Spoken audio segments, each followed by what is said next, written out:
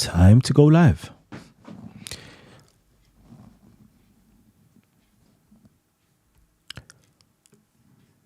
Oh man, we live, baby. We live. We lit, baby. We lit. Let me know, family tree, if you're up in the building with me. Titans TV. We're going in on our debate series as per usual. Every Mondays, Tuesdays, and I guess Wednesdays now, we're going to be doing debate nights, Christians and Muslims especially, to start off. And then we're going to be bringing everybody else in from the community in to have these styles of debate. So, family tree, just let me know you're here with me by just dropping a comment in the comment section or number one, so we can have a little bit of interaction. I shall be sharing the link. There will be a link for you guys to jump on in and have this discussion. Okay, so in that being said, family, today we're going to be debating. It's a hot topic, okay? It's a very hot topic. Does the Quran permit child marriage? Does the Quran permit child marriages? So, I definitely want all my Muslims of the various different persuasions to come on in and have this conversation. Whether it's Sunni Muslim, Shia Muslim, Quran only Muslim, progressive Muslim, all the different types of Muslims there are out there, please, make yourself known, okay? And let us know your position on this. And we're definitely going to be tackling Quran, Surah 65, verse 4. Okay, let me just make sure everything is good. Oh man, facts over personalities in the building. Great. So again, family, what I need you guys to do, if you aren't already subscribed, for the first thing, obviously, is to hit the subscribe button. Goddamn. Apart from that, though, it's actually hitting the bell icon notification. So you guys will be alerted to the fact that we are actually going live over here on Titans TV, where we're going to be hosting these online debates where you guys, the audience members, have an opportunity to come on in and participate in the debates. Okay, normally we do debates via Speaker's Corner, etc., or normally we do interviews with great scholars and social media personalities, etc. But we're giving you the opportunity to actually debate everybody. All right, let's see. So, family, on this channel, it is a completely non-partisan channel, meaning we are inviting every group in on this channel, whether you're Christian, Muslim, Jew, atheist, Hebrew Israelite, Kemetic, Moor, I don't know, name something that I might be missing out on, African spiritualist, anything that you are. You have the safe space. Sikh, actually, we've had Sikhs and Hindus coming in as well. It's a safe space for you guys to come on in, right? To present information, that's number one. To interview. So if you have great individuals from the various different backgrounds and scholars as well, we would like to interview them. And then we'll also do discussions where you guys can come on and discuss certain topics that's going on, right? That we may not be aware of because there's a lot going on. Recently, I've seen quite a lot of, great topics that we could actually discuss. So you guys can come on and discuss those things. And of course, our flagship as well is debating. So we're here for that. So everybody can come on in, have their say. Don't feel as though, you jump on a Christian channel and you feel, oh, they're not letting me speak and I'm Muslim. Or you jump on a Muslim channel, oh, they're not letting me speak because I'm Christian. Or you jump on another channel and they're like, oh, they're not letting me speak because I'm an atheist. On this channel, you're all welcome. Okay? I don't care. I'm not here to push no agenda. In a sense, I'm not here to push a religious persuasion. I don't care enough, about what religion you are. As long as you're a good person and you're treating your fellow man well, I don't really care, to be honest with you. So do your thing, okay? Do your thing. So I'm not here to push any religious ideology onto you. I'm here simply to promote academia. Critical thinking is number one. And if I'm drawing from any source, it's always going to be academia, okay? That's the only thing that I think I'm going to be pushing because education comes first. 100%. Okay. So let's see. Let me share the link in the comment section. What's going on? The numbers ain't as high as they should be.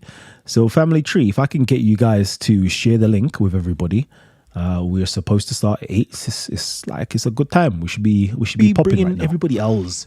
We should definitely be popping right now. Let me send this in here. So if you'd like to join us. Okay. So, does the Quran permit child marriage? Get Brother Ty up on here. Bro, I haven't seen Brother Ty in a long time, for a very long time. Okay. So, again, I'm just waiting for you guys to actually jump on in because this show is for you guys, to be honest with you. I saw, what's her name? Ayat, I think she wanted to jump in on this.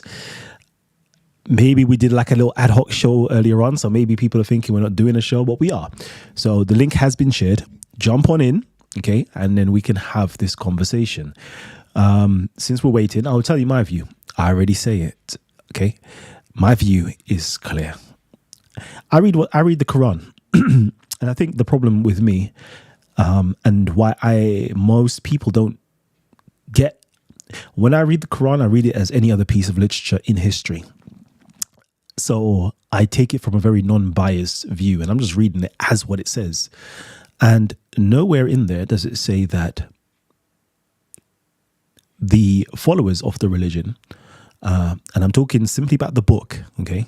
Let me separate the book from Islam and from Muslims, okay? Because the book preceded Islam and the book preceded Muslims. Here's where the controversy comes in, because again, Kalam would just say something wild, but that's true. The Quran predates Muslims. The Quran predates Islam. Okay, so within inside of the religion of Islam, within inside the praxeology of a certain group of Muslims, they practice child marriages. Okay, you can find it within inside of Islamic literature, child marriages. Okay, you can find inside of Islamic fiqh or jurisprudence, child marriages. We can find inside of the Hadith, child marriages. Okay, definitely. Again, that's a separation. Okay, yes, I'm telling you, yes, you can definitely find that there. Okay, no question of a doubt. But the question is, can you find that in the actual Quran itself? And I would put forward the argument personally that no, you can't find it in there. Okay. And I would love for my Christians to, because they always say, oh, the Quran says it affirms or confirms the previous scriptures, i.e. the Torah and the gospel.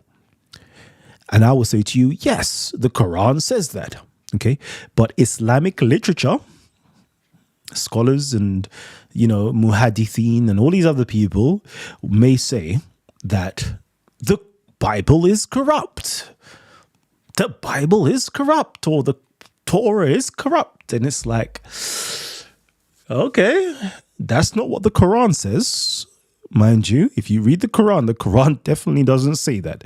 You can tarif and twist the Quran with your tongue and your lips, but the Quran definitely doesn't say that the Bible is corrupt at all. It doesn't. And I wish personally that Muslims would read the Quran in the lens of Jews and Christians, meaning the Quran was, in its day and age, was aimed at Jews, Christians, and others, right? I wish that Muslims stay away from their Islamic ideology and said, you know what, let me read the Bible, the Old Testament, the Tanakh. Let me read Jewish scriptures and let's see how the Quran fits in with that. Let me read the Christian scriptures and how does, the Quran fit in with that? I think it will be a different version of Islam if Muslims actually had that form of epistemology, actually had that form of where is my source material? Because when I read, Aqidah information, I'm like, so you affirm, you believe, like every Muslim has to believe in Allah, has to believe in the prophets, has to believe in the books that Allah revealed. Cool, let me just stop there. You have to believe in them. But then somehow in your heart, you twist it to say, We believe, but they're corrupted. That's like saying you have to believe in the Quran. But I believe in the Quran, but the Quran is corrupted. I think most people do takfir on you, and like most Muslims will say, no, you're not a Muslim if you don't really say that the Quran is, the preserved words of God, or I don't know, some nonsense. Anyway, I'm not sorry. Let me not talk like that. Let me not talk like that, because I know some people are snowflakes and they get easily offended. Okay. But at the same breath, do I really care about you being offended? I really don't, I honestly don't. I try to keep it nice. Yeah, nicey. But do I really care? Like, really? Like, enough time you man are just being pure snowflakes. Like, stop being easily offended. Like, we're not trying to bring no disrespect. I don't bring no disrespect to Christians or Muslims. But sometimes you lot talk some nonsense at times, and you lot need to be pulled up on it. Okay, cool. Let's see. We've got somebody who has joined. Isa, the Black Intellect, has joined us. Wait there for a hot second, my bro. Let me just see who else is. Let me just read the comment section first. Okay. Kalam is fake. Okay. Why am I fake? What are you, Muslim? No, I'm not Muslim. See, every single time I have to come on here and tell you that I'm not a Muslim. No, I'm not a Muslim. Cool. Aisha was 6. She was 16. Why do people lie so much? Ooh, Empress Sakhina. I would love for you to come on in and, provide your evidence why she was 16. That would be interesting. I love to have the difference of opinions, because I would assume that you're Muslim saying that. Okay, cool. Let's see. All right, cool. Now, let me bring on Isa into the mix. Brother Isa. Yes, my brother. Assalamu alaikum. Hold on, let me see. Where is this thing? Oh, my God. Hold on. I need to get my screen share on properly. Give me a second. Where is it? Sorry. Nope, that's not the one. It'll be this one. Let's get you in.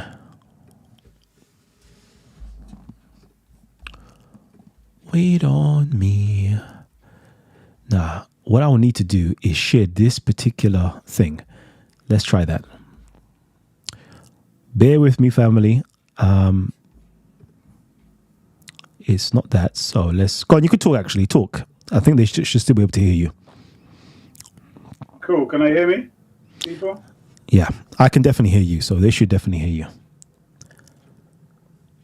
Okay. Yeah, I was just going to say, so when you say Bible,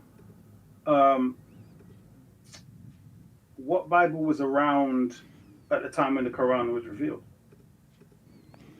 I believe there's all different types of Bibles that was around. Bibles or those books? Which one? Books in the Bible. So, for example, I don't know if you want to speak specifics, but there were definitely what you lot call the Tanakh or the Torah. The Torah was definitely around. Gospel books definitely were around. So go on. No, just saying you said Bible. Yeah. So the whole issue is the Torah was revealed to Moses. The Injil was revealed to Isa. The Zabur was revealed to Prophet Dawood alayhi salam. So what was revealed to them hasn't been changed. But Allah tells you they wrote with their own hands and then said, this is from Allah. That is what's in the Bible.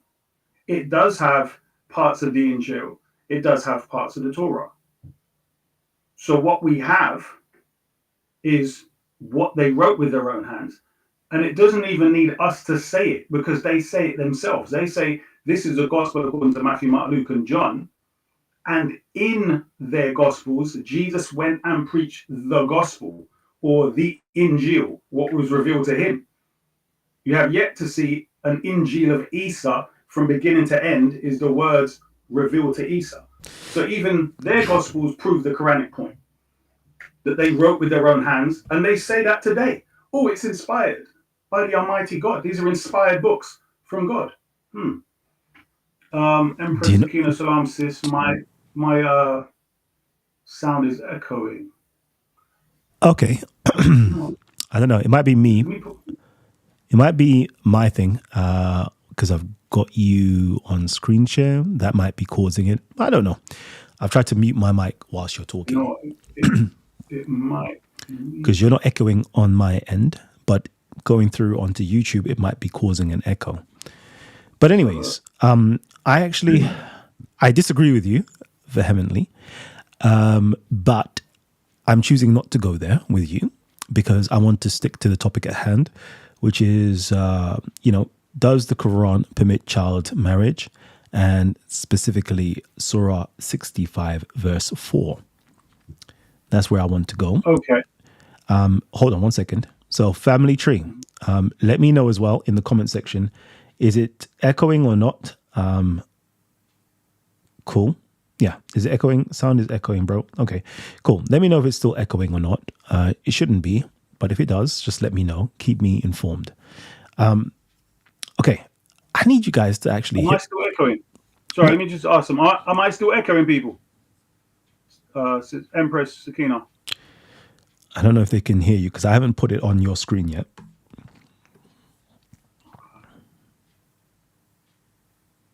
All good. They're all good. Okay. All good.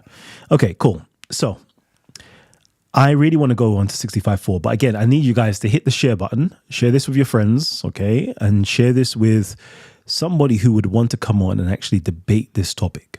I need you guys to come on, and we're going to be timing this itself. I definitely do. I think I'm going to give everybody a minute to lay forward their arguments, okay? Put forward your position. I affirm that the Quran permits child marriage, or I put forward the negative that the Quran does not permit child marriage. Okay, I need you guys to come on. First and foremost, I need to know from you, Isa, what is your position? Does the Quran affirm child marriage or permit child marriage? Heck no. The Quran does not permit child marriage in any way, shape, or form. Okay, cool. And we're going to ask you afterwards to put forward an argument as to why it does not do that. Okay, but I need some more individuals to come on. This is a perfect time for those of you who are Christians who believe it does, those of you who belong to a certain sect of Islam who believe it does, to come forward and put forward your arguments. Okay, there's people here that disagree with you. Come on in, tell us. Okay, usually we do these shows for 2 hours, but if none of you lot are coming in, yeah, I got work to do still, so I can cut this show up to an hour, and that's perfect with me. Okay, it's all dependent upon you guys. So Isa, since you are those who say it doesn't, could you give me your reason as why it doesn't permit child marriage?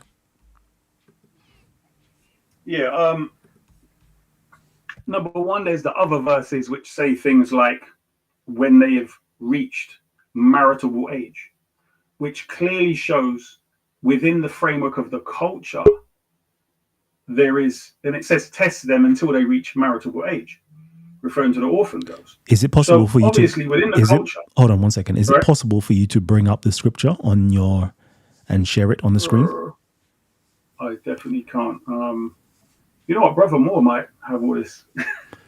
Okay, it's all right. It's all right. If you want me to deal with the verse in hand, I'll deal straight with that. Hey, what verse you want? I can bring it up for you, fam. I'm gonna have to Google that verse. Which one were you talking about? I didn't hear when I came in. Oh, the one which says test the orphan girls, bro. Salam alaikum anyway, my brother Moore. Wa alaikum salam. Can you imagine, Kalal, after how many years we're still discussing, we still have to beat this topic in our bro. Yeah. I told you lot from the get-go, if we don't deal with this matter, we could be talking about this thing and it ain't going nowhere till we finish it off. Simple as that. But yeah. I know, I'm great here as well. You know what, let me... while he's dealing with that. I deal with 65:4. I think it's Quran So- 4, chapter 4. I think that's Surah Nisa, verse 6 is where you can find it. Okay. So that Brother is Moore, have you to Oh, your able to right. get it? Yeah, I got it. Yep. There you go.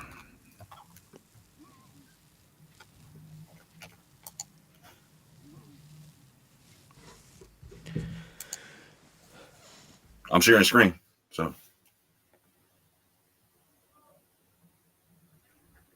Well, hold on. There we go.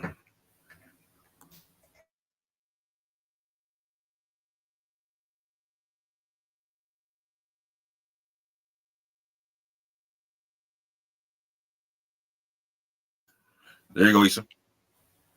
Shukrana. And test the orphans in their abilities until they reach marriageable age. So, in fact, yeah, let's continue. Oh, hold Then on. I love that because you know why? I believe apostate prophet said that there isn't anything in the Quran that says they have to reach a marriageable age, and that in the Quran it says something different. Interesting. That's all. Well, this is the thing. Test the orphans until they reach marriageable age. Then, if you perceive in them sound judgment, release their property.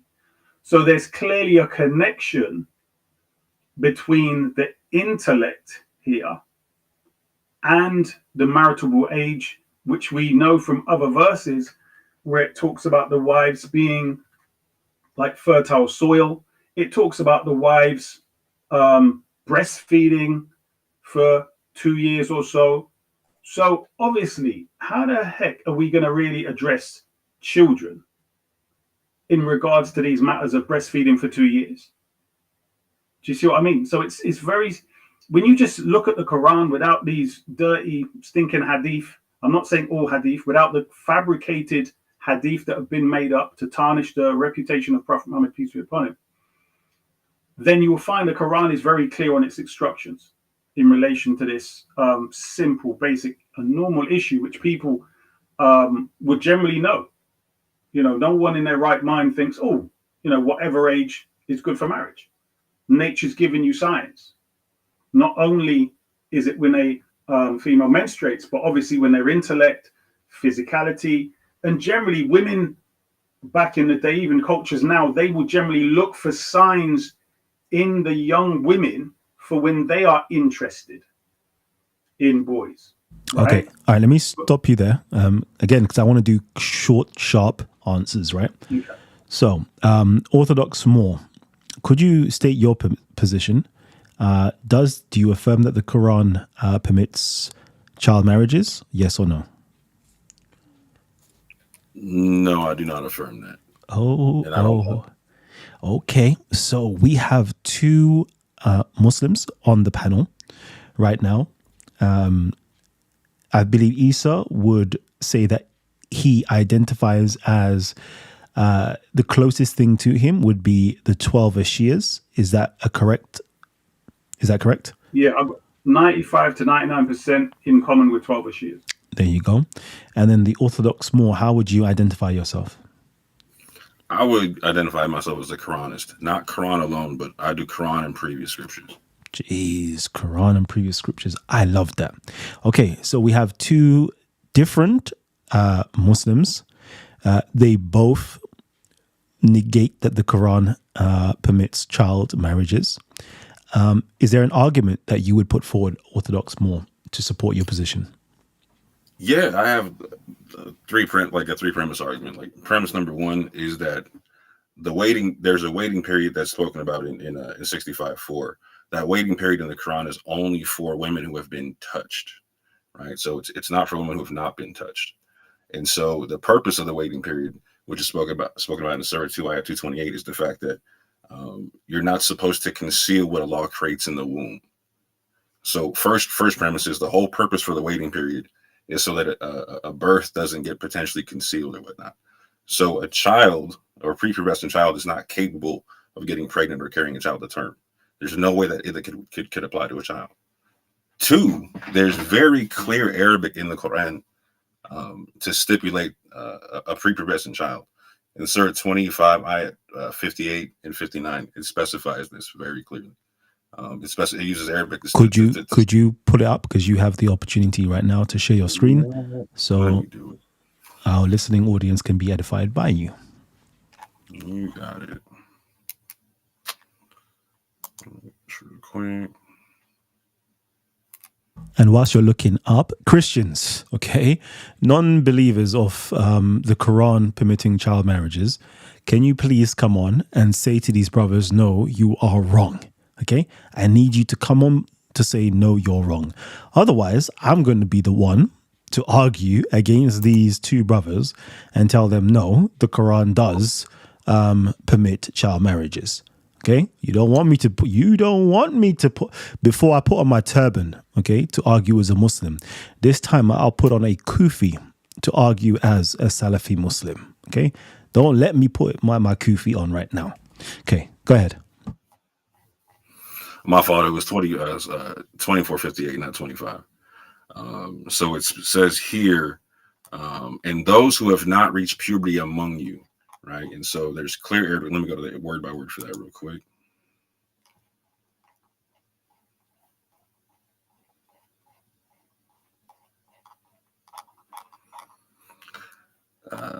So it says right here, and those who have not lam yablughu reached el hulama, puberty. Very clear Arabic. It does not say that in 65:4. It says lam yahidna, those who have not menstruated. So there's very clear Arabic, and it uses this twice. It uses in the next verse. So there's very clear Arabic in the Quran to talk about prepubescent children and whatnot. It does not use that in 65:4. And what's your third premise? My third premise is that it specifies, like what Isa was talking about, that the marriageable age is equatable to the age that the orphan receives their property, and over again in the Quran, that's the age of maturity. There's multiple verses in the Quran that stipulate different stages of ages in development in life or whatnot. And maturity is always a stage after childhood, so it can never be misconstrued as the same thing. Okay, very good, very good, very good. All right. Since we don't have anybody else on, I'm going to have to argue that yes, the Quran does permit child marriages, because I don't know where you guys are coming from. Okay, because as far as I know, yeah, your prophet married a 6-year-old and consummated that marriage at 9 years old. When I read, I can see that your scholars say that a woman can reach puberty. Sorry, not even reach puberty. A 9-year-old is considered a woman. According to a hadith from Aisha, it says that a woman is 9 years old. When she reaches the age of 9, she's a woman. So I would argue and say that the Quran says you can marry, what we in our modern age would classify as children, but back then they saw them as women. That's my argument. That the Quran says you can marry women, but the scholars has already identified that a 9-year-old female can be a woman. That's my argument.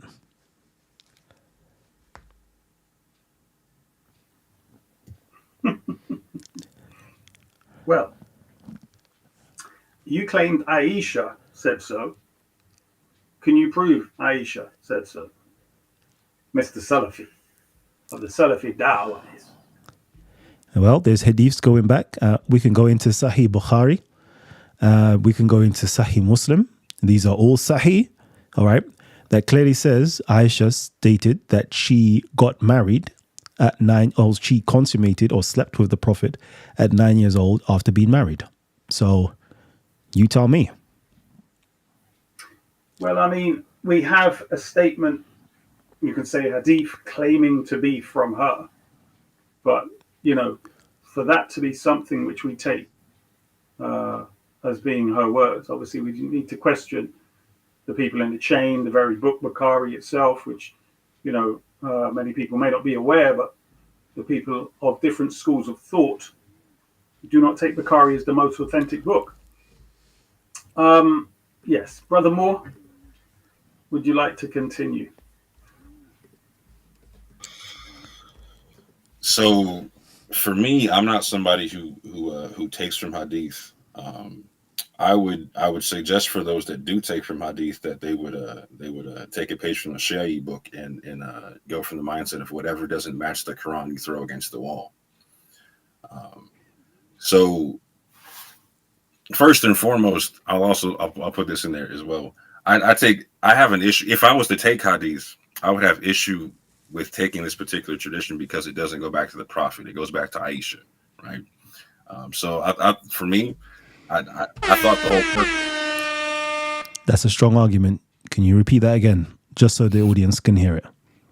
So if I were to take Hadith, I would take issue with this tradition because the Hadith goes back to Aisha. It doesn't go back to the Prophet. So for me, if I were to take Hadith, I wouldn't care about what other people said beyond the Prophet. I would only want what the Prophet said. Can I give you a pushback? Please do. So, this sounds very, how can I put it? Manly of you. And I'm not using the word manly in a positive sense. I'm using it in a derogatory sense. A female claims to be what I would say abused. Okay, I would say she was abused at the age of 9 years old, being penetrated by a 54-year-old man, and she's telling you she's 9 years old, but you're choosing not to accept what she said.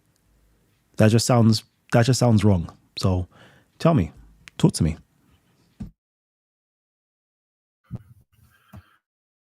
So again, if I was to accept Hadith, the argument people always give me, the first one you tell me is Ati Allah, Ati Rasul, right?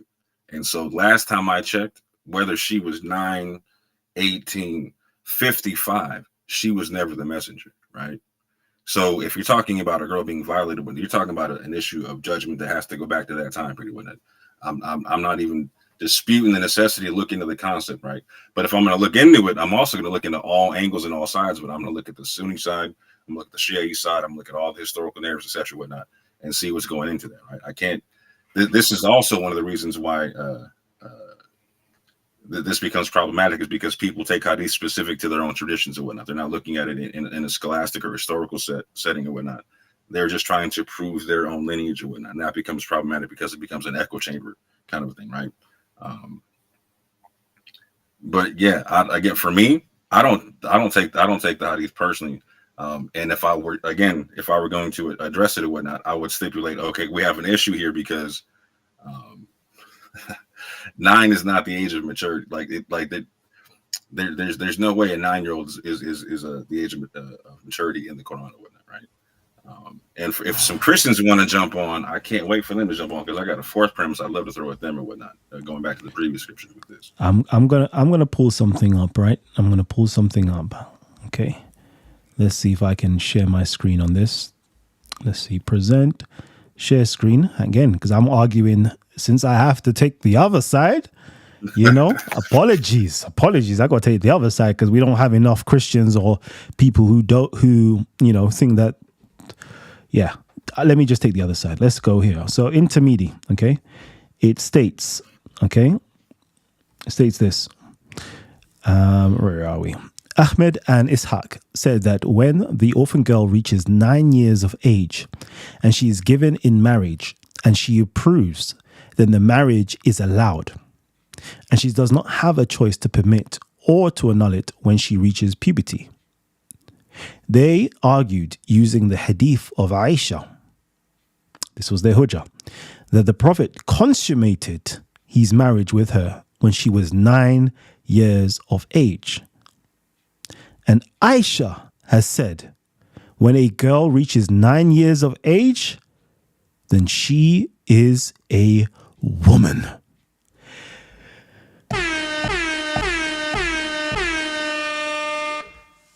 How you getting out of that, mother? How you getting out of that? So two points. My first original point is like it goes back to Aisha, not the prophet. So like like if I were to take Hadith or whatnot, I wouldn't even worry about that, right? Like because it doesn't go back to the prophet. But second of all, look at what it says, right? It says orphan girls, right? Talking, and it tries to equate them to women. I heard you talking about this the other day on your show or whatnot. And Surah 4 at 127 makes this clear. They ask for a ruling concerning women, and he said, right? And it says orphan women. And it talks about like you got to do right by them. Like you're not trying to do right by them, but you want to marry them and whatnot, right? And what does it have to do with? It has to do with them receiving their property and them reaching their marriageable age and whatnot, all at the same time. And so people are like, oh no, those are girls. No. I hate to break it to you, but orphans actually do grow up. Orphans actually do get married. I hate to break it to you. Orphans don't stay children forever and whatnot. So I've never seen this like used for a child in any way, shape, or form in Arabic. There's other words to use for that. You want to speak on that, Issa, or no? In specifics of what you said, the Hadith. When you said about the Hadith doesn't go back to the Prophet, peace be upon him, I wouldn't suggest that. Although we obviously both agree that the Hadith is, I say it's fabricated. And it's fabricated for a political purpose. Unfortunately, one of the solutions to most of these problems is to look into the other side of the story, which is so-called Shia. So we have to ask ourselves, why is it that they focused on this age of 9? And I suggest that it's because there is an agreement that Imam Ali moved into the house of Prophet Muhammad because his father became too poor to look after him. And he was basically kind of adopted by Prophet Muhammad and was raised by Prophet Muhammad at 10. And therefore didn't get to worship idols. All he knew was Prophet Muhammad, peace be upon him. And this was an argument majorly put forward from the early Shia as to why Imam Ali was the best one to follow. So remember, there was a war where Aisha had people fighting against Imam Ali.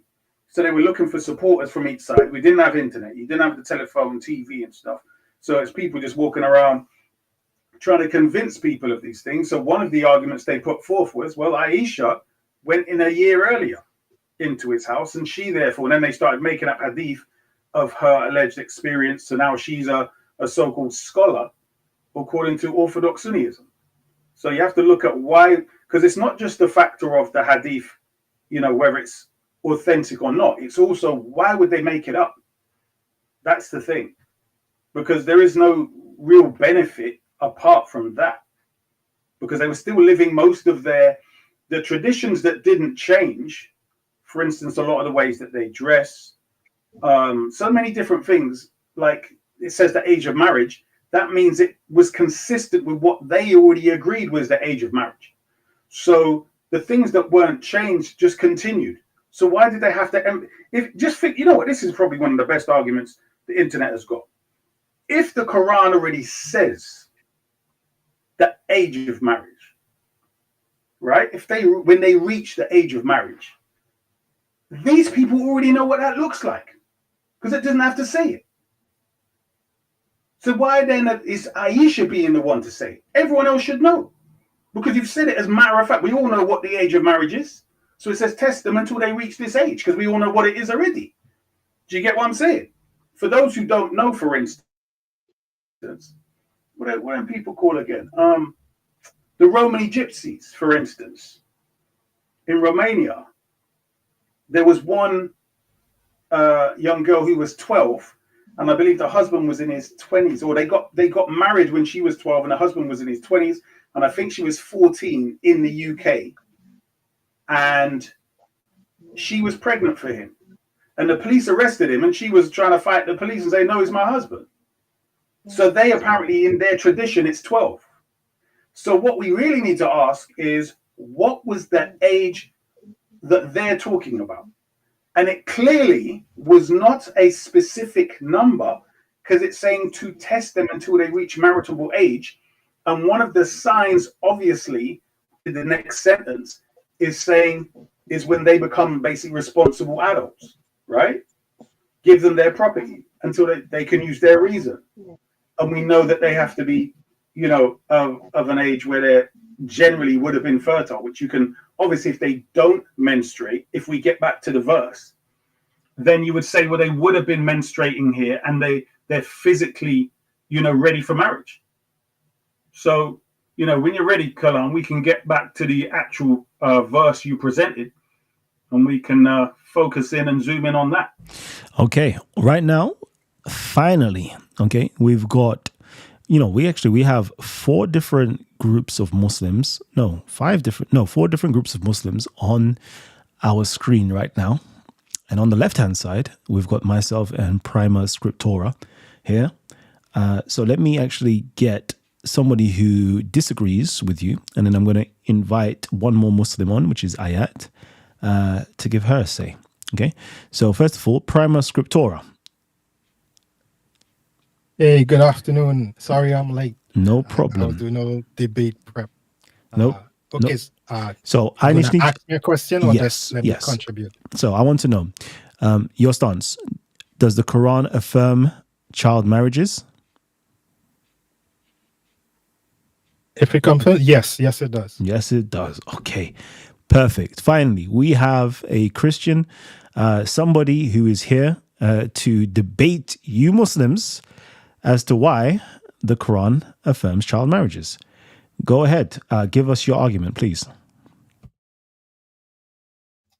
Well, as you said, Kalam, we have had different discussions of this. I've listened in on the different contributions in terms of your different guests who came up. But if we go by Allah's strict words interpretation of it, some people try to say that these are women in the definition of the text. But my argument would be just as the same from the Hadith. If we read Hadith Sahih al-Bukhari 70:12, I just read it pretty short and then I'll be done. It says, Allah's apostle said to me, you were shown to me twice in a dream before I married you.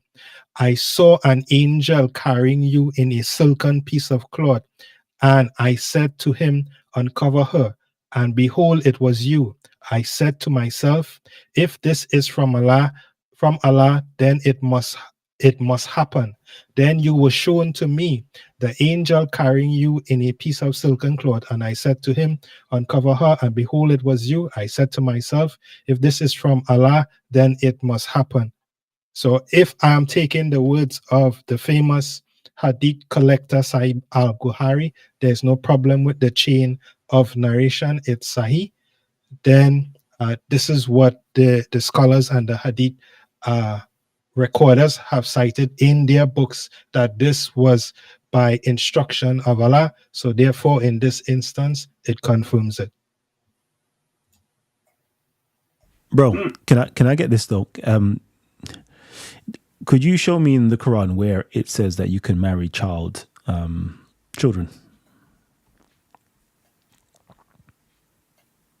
Is there any verses? I need somebody, okay? Because the question is, where in the Quran, sorry, not even where in the Quran, does the Quran permit child marriage? So I would love, first and foremost, for us as non-Muslims to point out a verse or point out something that indicates that you can marry children. Is there anything in the Quran that we can use for that? Yeah, Kalam, just to be quick, I mean, this is not new for us, right? Just last 2 weeks, you had the text up and we were discussing. You want to just put it up? Yes, please. We need. Reference? Yeah, we need. Yeah, you can go ahead and put it up. I mean, let's cut to the chase. We need you. I need you to put it out because I'm backing out now. Nope. I'm backing but out. You're the host. You know the text, so I mean, it's like, let's not. Okay. Orthodox more, because I don't want to be. Me sharing my screen is very temperamental. Okay. Orthodox more. If you could bring up, I believe it's going to be 65 verse 4.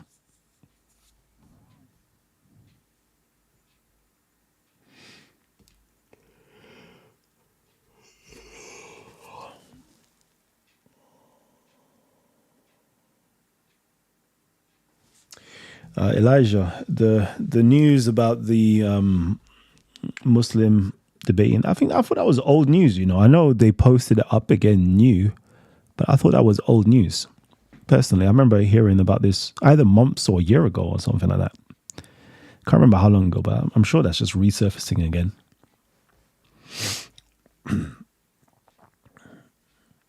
Unless it's my prophetic powers that's just seen this before, but it's now coming again into fruition. I don't know. But personally, I don't even want to get involved with, how can I put it, personality, people stuff. I don't want to do that. I'd rather discuss ideas rather than people's business and allegations. Until it's actually confirmed as proven true, like, let the court do its due diligence. Let the police do its due diligence. And then once that person is convicted, then we can talk ish about them all day long. If they are proven to be innocent, then I rather not talk ish and then have to issue out an apology for talking ish. Okay, so I rather refrain from talking about topics like that. Okay, cool. My brother Prima, the scripture is up. Make your case. Yeah, the Quran is also is making the case and the premise, and in the text it's stated. I mean, we don't have to be new to the argument. I mean, in terms of what it's saying, and what it's perceived to be saying. We have to do it. Okay, for audience who are coming in completely fresh off YouTube, from wherever else, we may have had this conversation, but other people will be coming in fresh, and we need to make sure we're actually educating them. So let's go. All right, let me just read verse 4. It says here, and those who no longer expect menstruation among your women, if you doubt, then their period is 3 months. And also for those who have not menstruated, and for those who are pregnant, their term is until they give birth. Whosoever fears Allah, he will make for him his matter easy.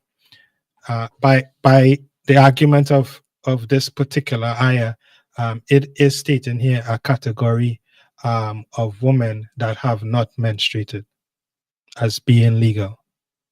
Now, why I confirm this is that if this is not the case, and this is Allah speaking here, and the inference is that it's a woman that it's speaking to, then why do we have a hadith from the Sunnah stating that it was permissible in a dream and an instruction by Allah to Muhammad?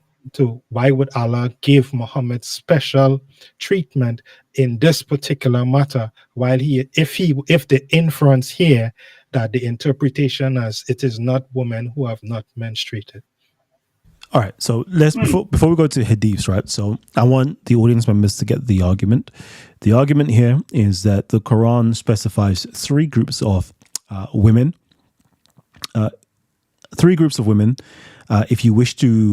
If you wish to divorce them, and you've already had sexual relationship with them, you either wait 3 months for the first group of women because they have, they may have gone through menopause, so we wait 3 months. The second group, and then correct me if I'm stating it incorrectly, they haven't menstruated at all in their life. Okay, they've never menstruated at all. So therefore, if they've never menstruated at all, they must be prepubescent. Okay, they haven't gone through puberty, so therefore they haven't menstruated. And you wait 3 months also. And then there is a third group, which are pregnant women. Of course, you have to wait for the child to, to come out. And then afterwards, you can wait 3 months. Cool. Those are the three different groups of women. And it's the second group of women that we're drawing into question, that they are prepubescent, but you've had the Muslim men have had sex with these prepubescent women. Therefore, it allows for child marriage. This is the whole argument. This is where the hinge of the argument, basically. This is where it lies. If I'm wrong, please correct me. But I believe that is true. I'm going to just jump out Okay. And I will put ultimate truth in to replace me. And you lot continue the conversation. Brilliant. Brother Moore, can you hear me? Yes, sir. Can you put up chapter 66, verse 4, please?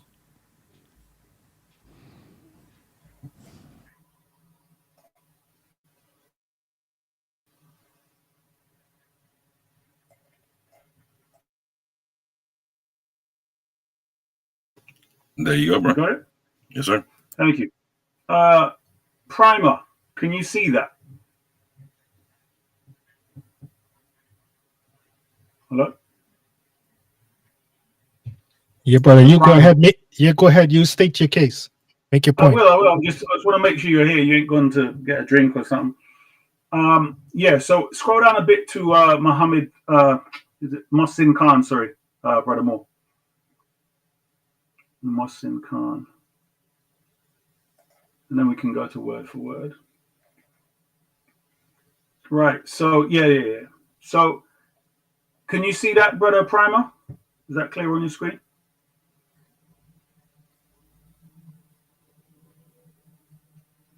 Brother Primer?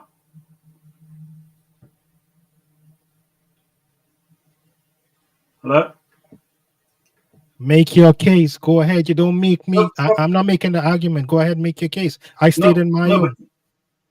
Yes, you did. But I want to make sure we go through this clear so I don't have to repeat myself 5 times. Okay, so it says, if you two, in brackets, wives, and this is a Sunni translation, if you two, wives of the Prophet, peace be upon him, namely the 2 wives, Aisha and Hafsa, turn in repentance to Allah, in brackets, it will be better for you. Your hearts are indeed so inclined, in brackets, to oppose what the Prophet likes. But if you help one another against him, the Prophet Muhammad, then verily Allah is his Mawla, his Lord, his Master, Protector, and Gabriel, and the righteous among the believers, and furthermore the angels are its helpers.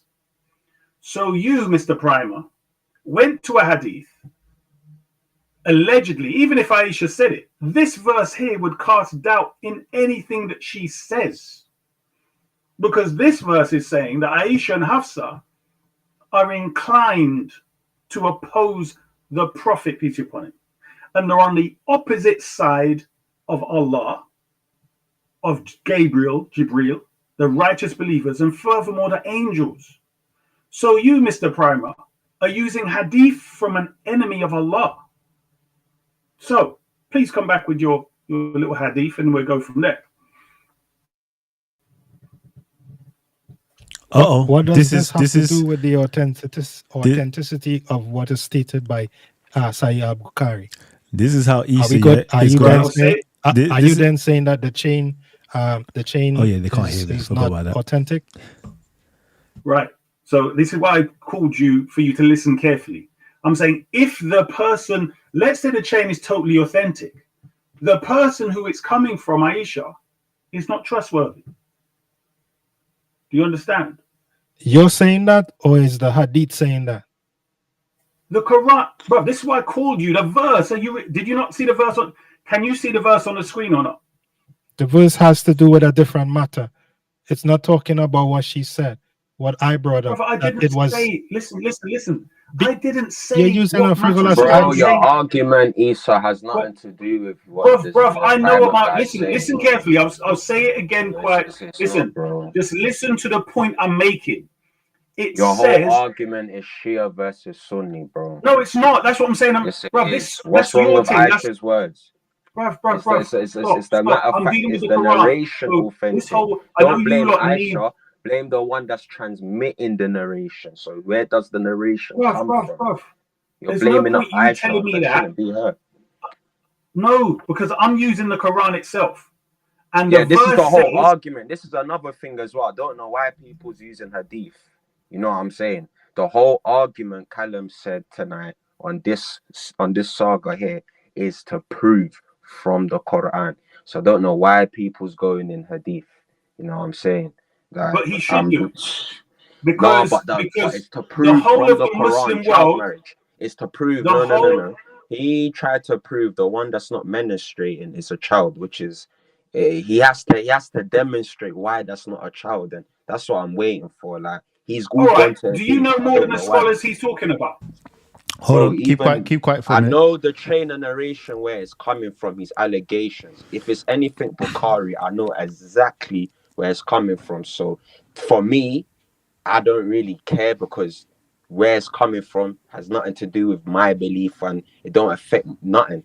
So I would even argue, if anything, I'm on Primer's side and arguing against them people there. You get me? But Primer's trying to generalize the situation, which he's getting it wrong. You know what I'm saying? So All right, say less. he has to prove from the Quran, that it's halal to marry a child. He still hasn't done it. Jeez. Hey, listen, I can't lie. Akan has brought up the best point yet. Okay, cool. Ultimate Truth. I just want to hear your voice first. Salam. Salam, bro. How are you doing? I'm good. Talk to me. Where do you stand on this? I mean, I think it's people just, let's go back to the verse 65:4. You don't have to understand Arabic. Wait. I want to know, where do you stand? Do you affirm that the Quran permits child marriages? Yes or no? Absolutely not. Absolutely not. Okay, cool. Now we can go into it. Can you let me know what form of Muslim that you are? I'm a Muslim only following the Quran. Okay. So you're a Quran only Muslim? Yes, sir. Oh, perfect. And what country are you from? Senegal. Senegal. Okay, perfect. So cool. We've got some West African Muslims up in the building. Sufi as well? Do you practice Sufism? I did. Yeah, I was born a Sufi. Okay, cool. All right, so we got Senegalese Sufi Muslim Quran only. Let's get it. Let's go. No, the ex-Muslim Sufi Quran only now. Okay, ex-Sufi Muslim, but is a Quran only now Muslim. Let's go. Okay, all right. Talk to me, and we're gonna get ayat in as well. Apologies, ayat, for not. 65:4. It's just a misreading something. You see, it's like somebody speaking English and saying, as of those who are blind, do this. As of those who are not blind, do that. Now listen, as of those, that's wallahi. Just listen how many times you will hear it, right? As many times as you hear the word wallahi, as many groups are in the verse.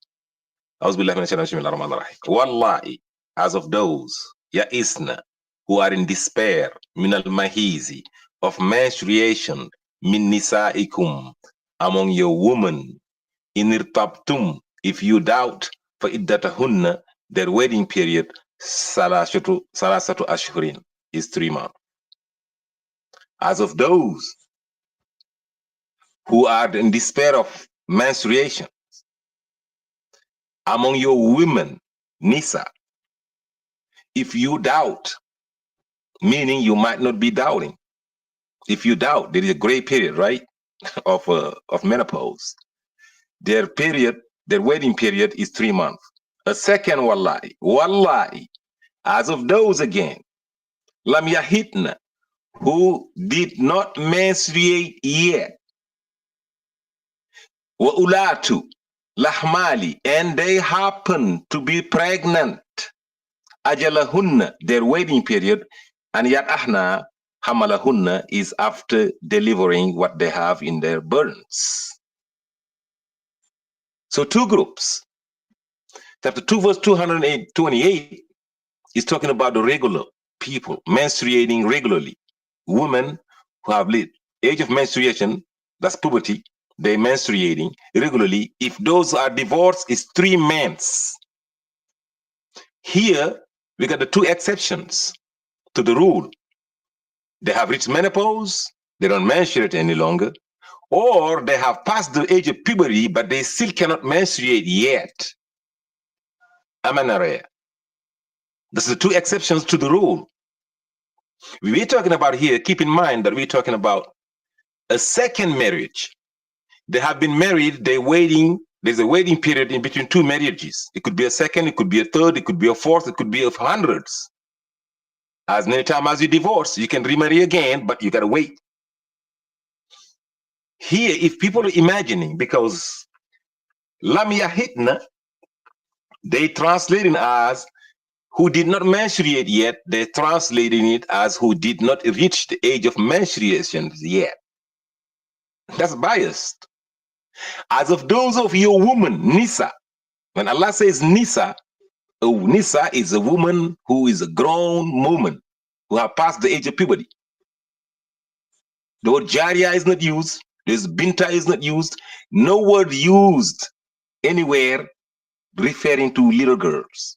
As of those of your woman, clear, who have reached menopause, if you doubt their waiting period is 3 months, because we cannot go by menstruations because they might not be menstruating. You doubting 40, 45, 42, maybe they miss 1 month, maybe. So we cannot go by months, we go by month. The second one, as of those who did not menstruate yet, still, as of those of your women who are still to be menstruating, they still cannot menstruate. I'm in Norea throughout the world. I met that one woman on a Clubhouse. Her mother had that disease, amenorrhea. She had one girl. She ended up having one girl. They can be pregnant. So 2 groups. They're making it 3. Now, how do we confirm that? Chapter 4 verse 6.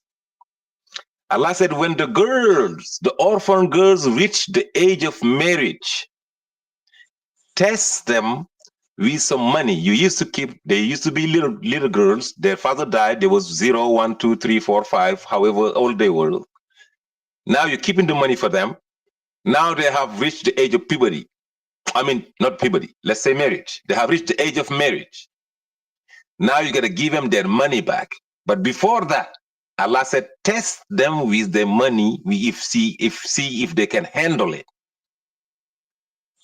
If they can handle the money, give them their money back. If they cannot handle it, still keep it for them till you test them. You know how they use the money.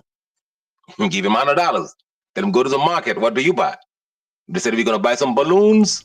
No, they're not ready yet. They're not. Okay, brother, let me just get others on. Can I I just got push one back a little bit on him, Kalam? before you do that, sorry, more I need to mute your mic. Sorry, let me get Ayat in first because I want to hear her voice because we haven't heard her for a while. So, bro, can you just let me read one verse, please? I'm gonna get you on afterwards. I just need to get Ayat in first. Ayat, can I just hear your voice? Hello. Hey, Ayat. Yeah, greetings to all. Greetings. I know you've been waiting in the background longer than everybody else, so it's only fair if I get you in quickly.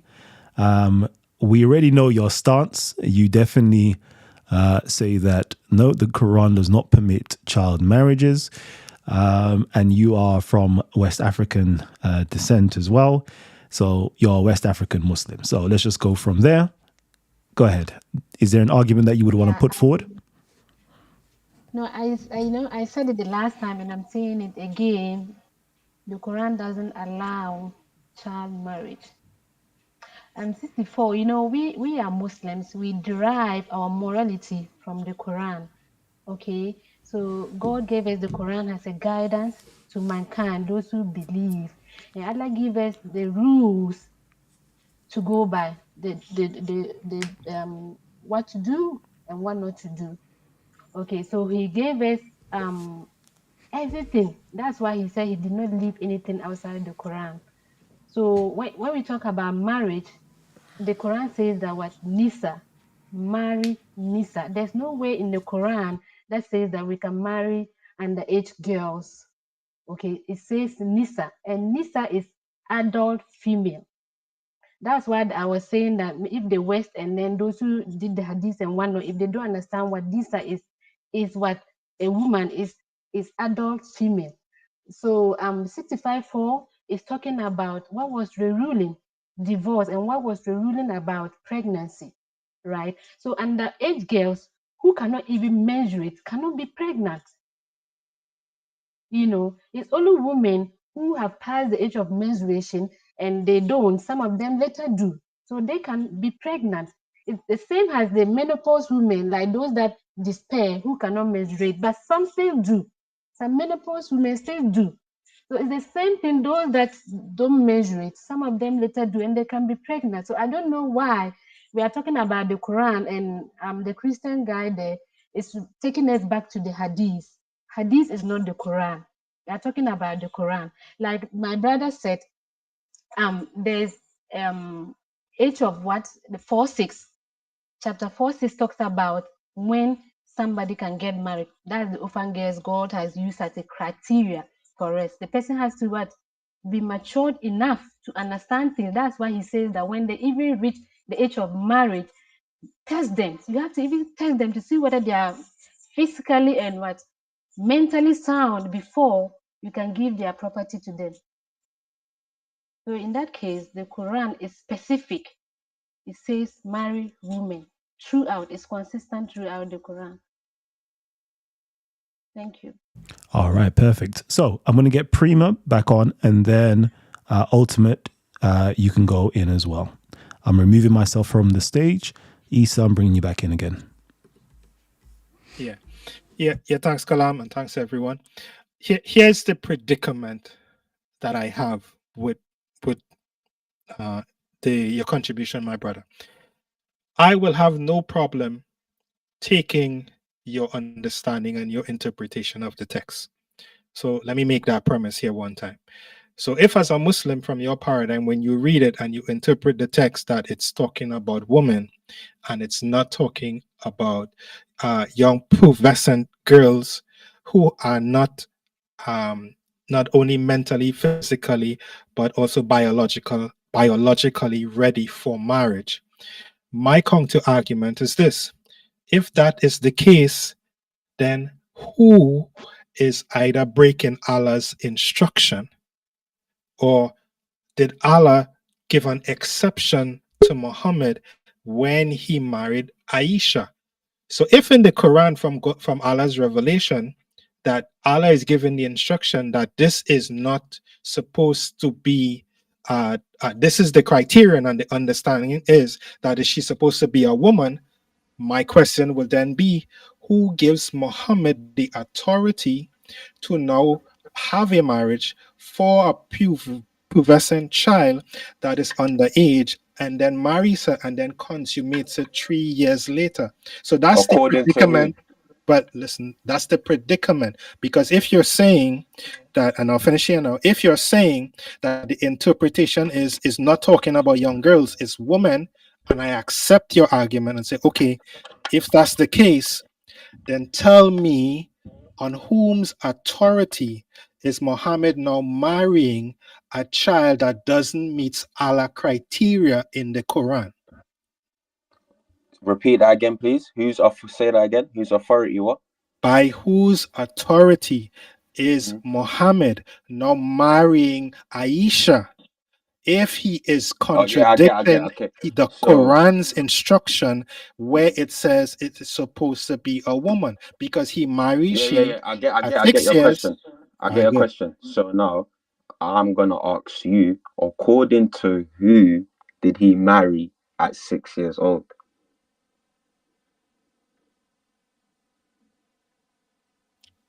I just told you it was Aisha. I don't know why you're asking me back something. No. Where does that narrative come from? From Aisha. But transmitted by who?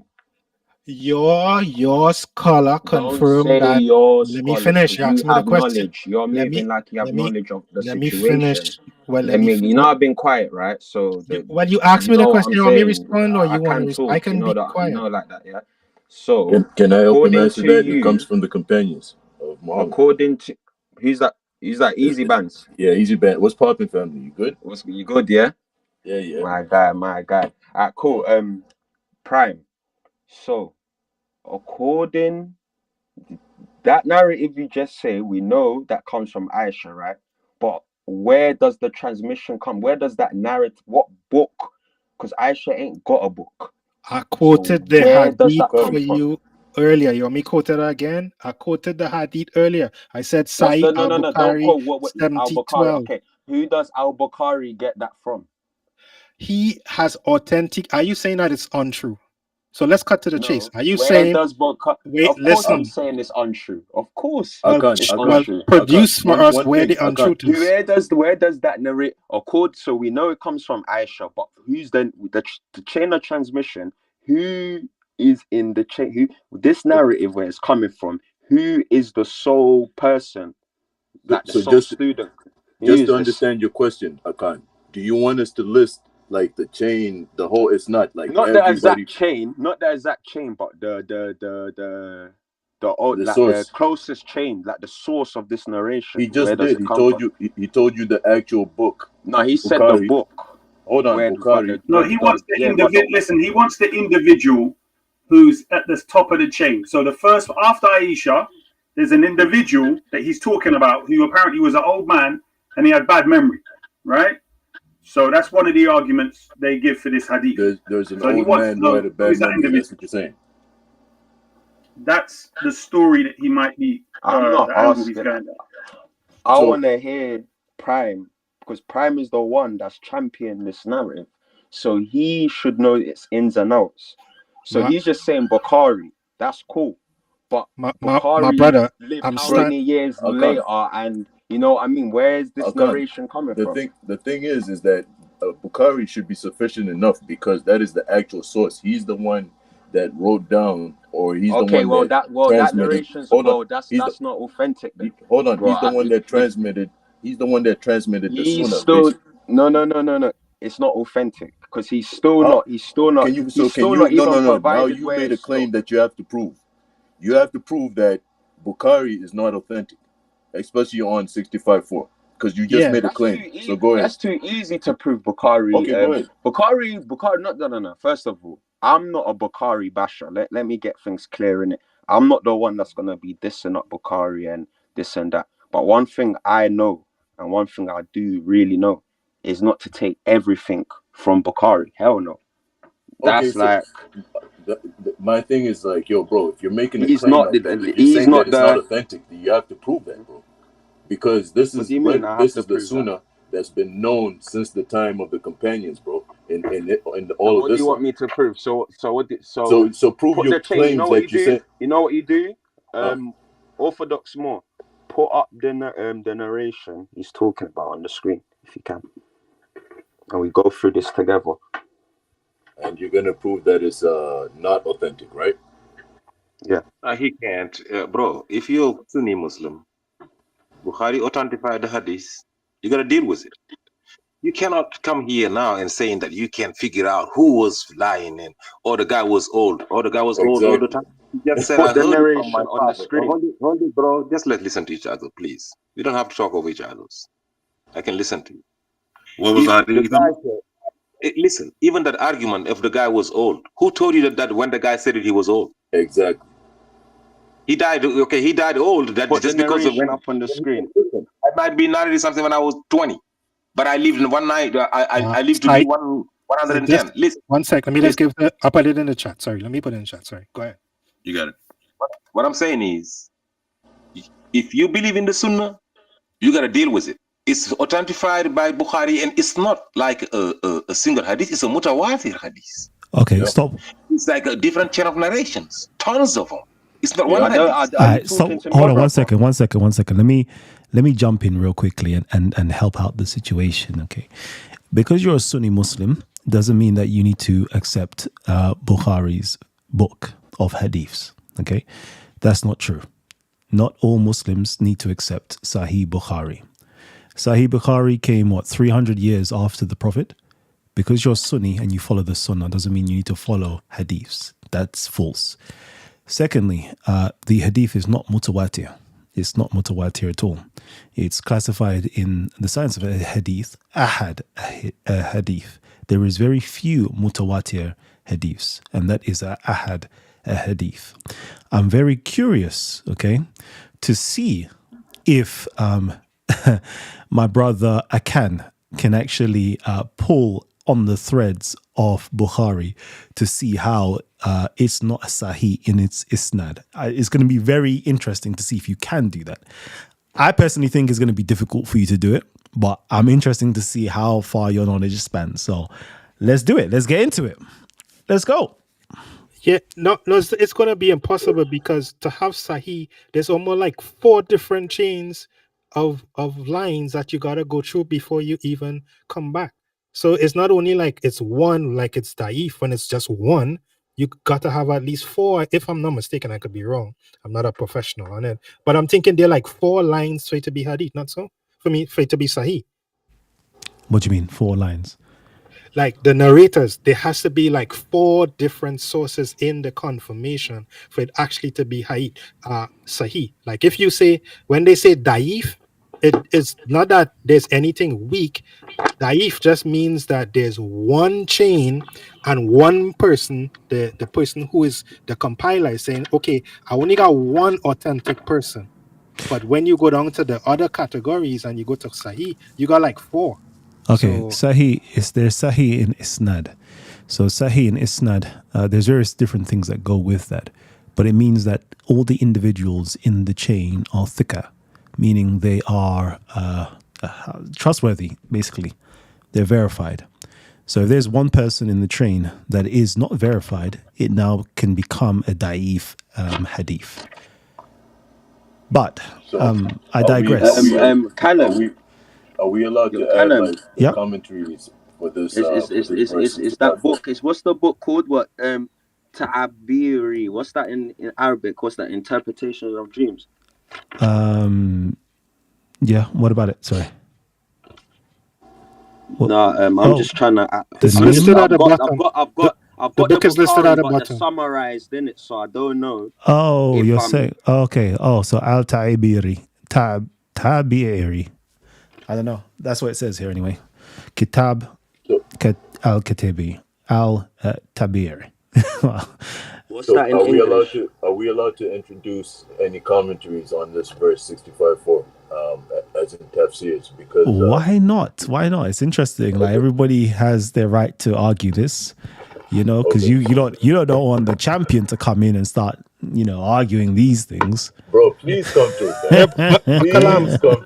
Kalam, just before we go, yeah. Listen, I made the pushback, but they didn't answer when I said if it is that I'm taking their explanation of the text, then how it is, who does now authorizes Muhammad to marry Aisha if he is now contradicting the very instruction? He's not. No. But you didn't answer me. I asked you, where did you get the narration you're running from? Okay, hold on. I'm not worrying about the narration. Here's my question. You're listening. Yeah, I get your question. I think what the problem is, right? The brother is saying that what you're quoting for him is not an authentic source. It's not authentic. So therefore, he's denying the act ever took place. So therefore, nobody has to say to Muhammad, you can do this act if this act never took place in the first place. That's his point. For real? But the thing is that we know that it's. Sorry? Could you repeat that? Easy Bands, can you repeat that? No? Okay. Let me just go on Google.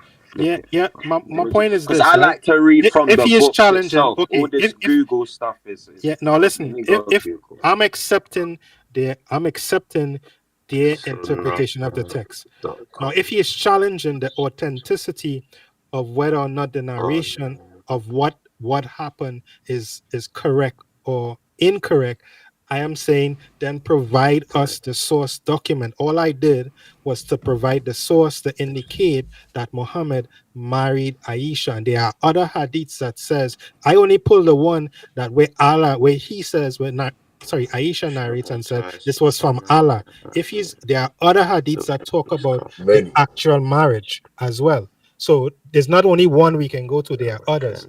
So if he's denying that it actually happened, that's totally different from my premise that I'm just asking why it is then does Muhammad break the instructions of Allah by marrying Aisha if the interpretation of the text is for women and the understanding is women?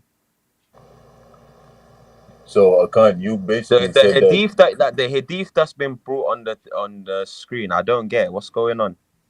So Akan, you basically have to prove that the hadiths about Aisha, because that's the claim you're making, that the hadiths about Aisha No, all this hadith, fabrications. I don't get what's going on. What's going on?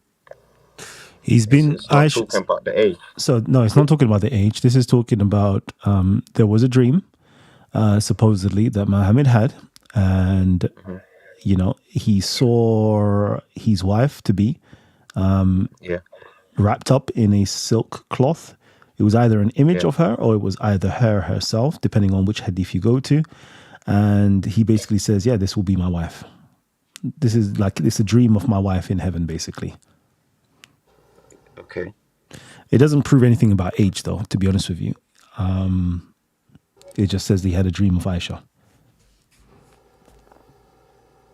Yeah, okay. I'm not establishing the age. The age is well known by other hadiths. My articulation is by whose authority is he actually doing this, whose instruction. Because this hadith seems to indicate that he is saying that he had this dream from Allah, and it is Allah who gave him the instruction.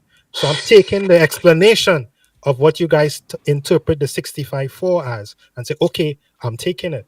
But then if this is by instruction of Allah, then the initial question was, right, does Islam affirm child marriage? And I'm saying, well, we have an example. So whether or not hold on. by interpretation. Before you jump, okay, we have to make it clear. It says the Quran, not Islam.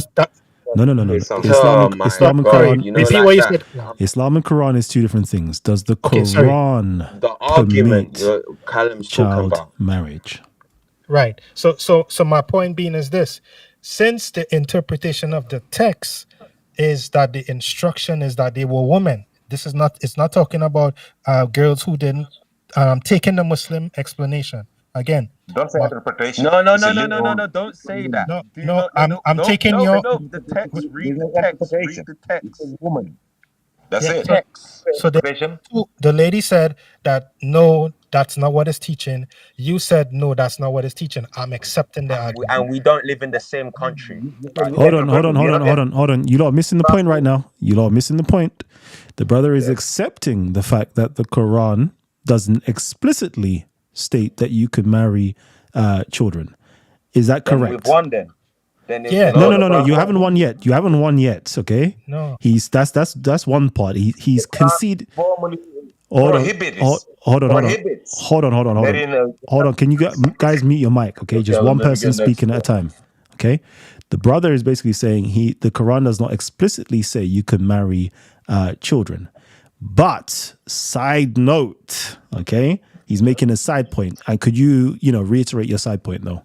Yeah. So my point is, if I am taking what you guys said earlier in your comments, that this text is not advocating pubescent girls who have not menstruated, being wives or being able to be married, I am saying, okay, my interpretation, I'm wrong. I'm accepting your argument.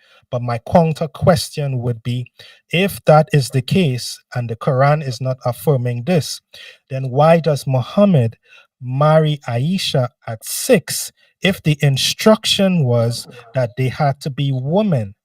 You understand my point now? Let me repeat. Everybody, is it fair to say that when I asked him the question, where does he get this narrative from? Am I wrong or right? Was I fair in asking that? Bro, it's been 20 minutes. You're saying the same thing over and over. You need to move on. What you should learn from that, since Prophet Muhammad told you that he cannot marry. Think about it. Somebody who married 13 wait. I want to ask, brother. When I asked him, where did he get the narration from? Not asking? Huh? He's the one that asked you a question. You're not answering it. But I asked him, where did he get the narration from? Did he hear me ask him this question? Bukhari, that's it. If you did, but the Bukhari transmits it. Where's this narrative coming from? Did you hear me ask him this question? Did you hear me ask him? Yeah, this? but he can't deal with that. So it's an end game. Isa, did you hear me ask him this? Yeah, he pretended because he said it flew over his head, right? No. He pretended that we didn't hear what he said. He said to Kalam, like, he asked this question and we ignored it. You came right back at him, well, we both did, and said, well, the hadith you're quoting, in and of itself, he hasn't I'm trying to authenticated. establish it. I'm not trying to give him no golden nuggets and tell him who said who or whatever, because I want to see where his head's at and what he knows.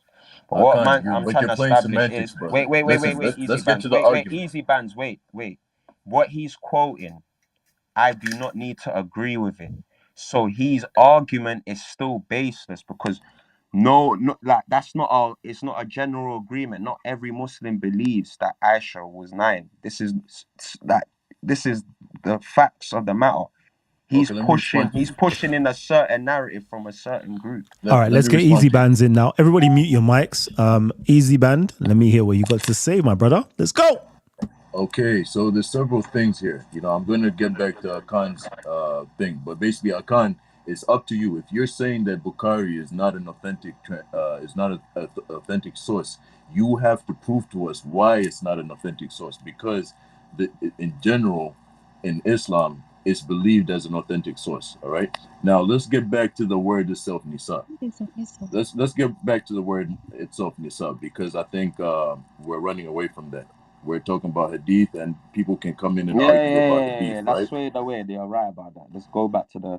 But still, when it comes to when we bring up hadith, the hadith conclusively say that it's permissible for you to marry an underage girl. The hadith, that's what they say. No, but go back to the Nisa. So let's go back to the word Nisa. Okay, cool. Go back to the Nisa. So when we talk about the word Nisa itself, we have to take some things into consideration. The word for woman is imra, which is IMRAA and apostrophe and then an A, right? That means woman, singular. Now, if you know in Arabic, I'm not an Arabic speaker. Kalam is not an Arabic speaker. Maybe he knows a few words. And if I'm not mistaken, majority of the people on the panel are not Arabic speakers. But according to Arabic speakers, what they say is that when there's a word like woman, right? The plural usually is supposed to contain the same root words. The same root letters, right? So if I could just ask quickly, and then I'll just go back. How come for woman it's imra, and then the plural you guys claim means women is nisa, which is totally different and does not contain any of the root words? Can you just answer that quickly, and then I'll go back and finish the rest of what I have to say?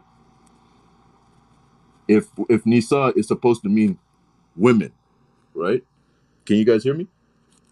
So if nisa is supposed to be the plural of imra, how is it then that the root letters are missing in nisa that belong to imra, woman, sorry. Do you guys get my question? Yeah, I don't think anybody in here has got the answer for you, so go ahead. Okay, so that is the red flag number 1, which proves that nisa is not literally supposed to mean the plural of woman, which is women. Matter of fact, nisa, what they say that the root of the word nisa comes from, it can mean weak, or basically it's somebody that's like weak or feminine, like that, right? So basically it's used to describe females in general. And this is another reason why. If you go to Surah 4 verse 1, can you substantiate that though? Can you substantiate that? Because you're saying, is it fair to say then? Because insan means the root word for insan.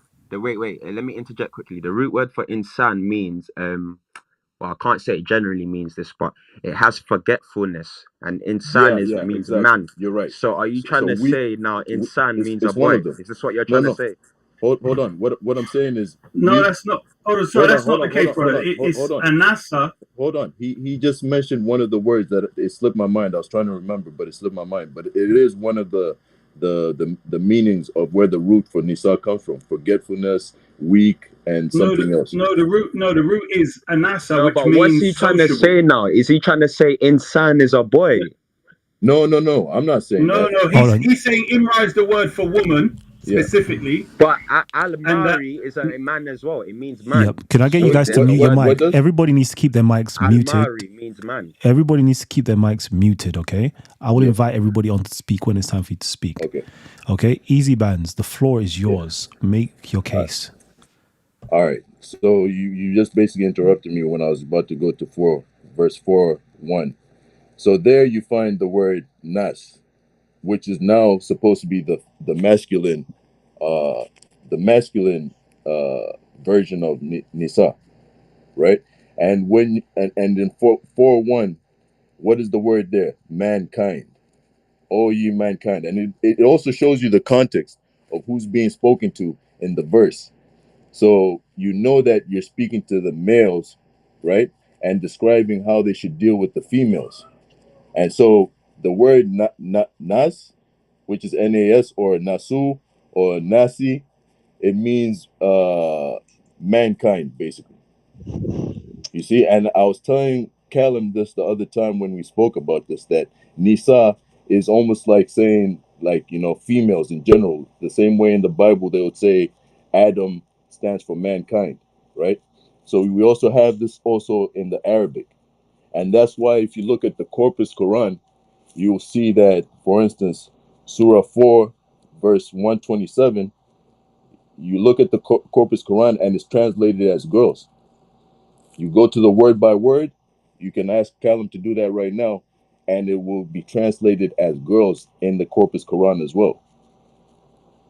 So is your whole argument based on the fact that the word nisa means female, as in female in general, or not women, based upon Female its in general, etymology? yeah.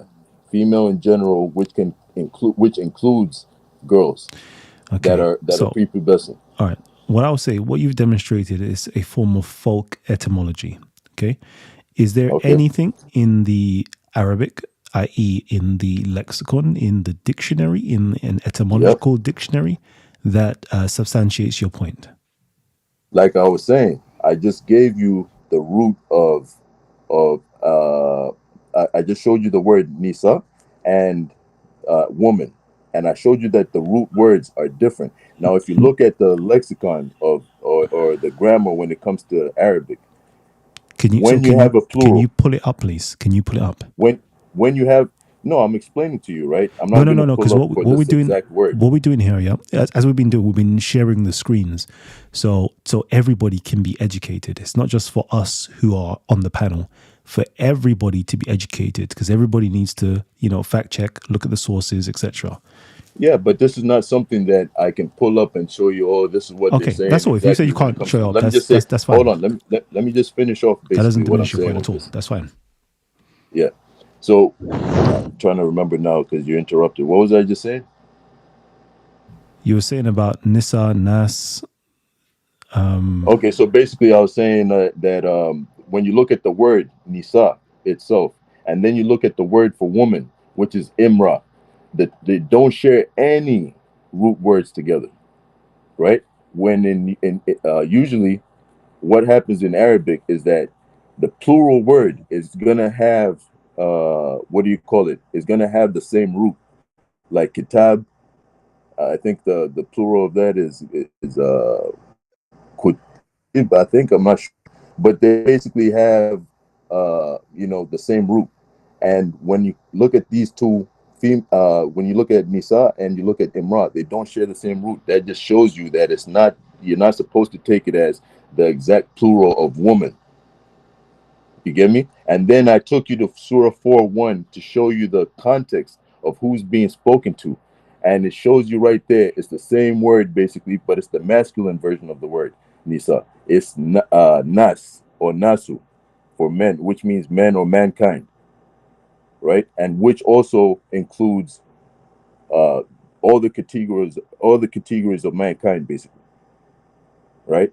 So there, I'm showing you evidence right there that the word Nisa is talking about a plurality of females, and the category of females, and not just women in terms of adult women, in terms of women that are older than 18. Okay. Again, I would say to you that is simply folk etymology. But you have to prove it. You have to prove what I'm saying is folk. You can't okay. just say it's All folk right. etymology. Okay. Shall I tell you? Shall I tell you why? Right.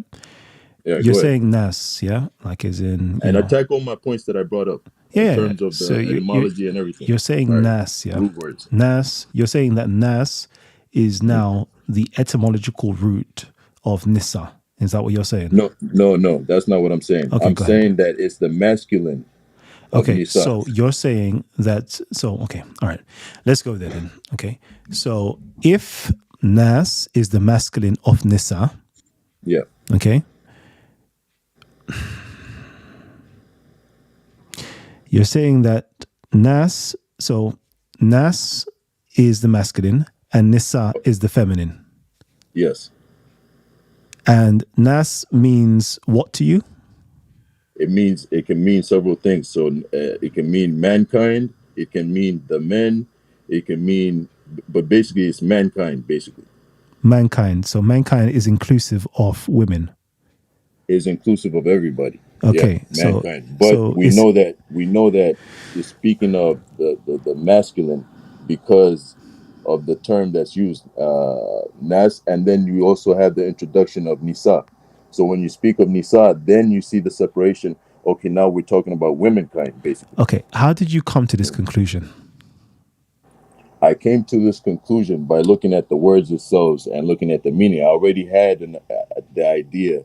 Just reading the Bible and looking at the word Adam, right? Do you have a see the word Adam, which says mankind? I know. Okay. Do you have things like this? Like, it's like you can go into to grammar, Arabic grammar, to understand morphology and syntax. You can go into the dictionary to understand, where these things come from. You can go, what the meaning of these words are. You can go into the etymological dictionary as well.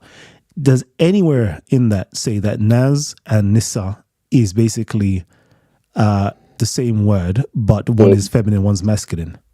So you can type it into Corpus Quran dictionary right now if you want, and go to 4 verse 1, and the word nas is there. It might be nasu, but it's the etymology is nas, basically, which means mankind. Okay, so we're going to go to Corpus Quran. So if you Surah 4:1, okay, and then we've got here nas, okay, which means people, blah blah blah, etc. Okay, cool. Yes. So hold on. So the triliteral root of nas, is nun waw sin. Okay, yes, that's the triliteral root of it. Now the triliteral root of nisa is not that. It's nun sin wa. Is a completely different root. Nun sin wow. And what's the one for nas? Nun wow sin. But also hold on. But it still has the same three. Just because it has, so you're saying that we could make another 3 consonants, or we could say something like this. Yeah, we could say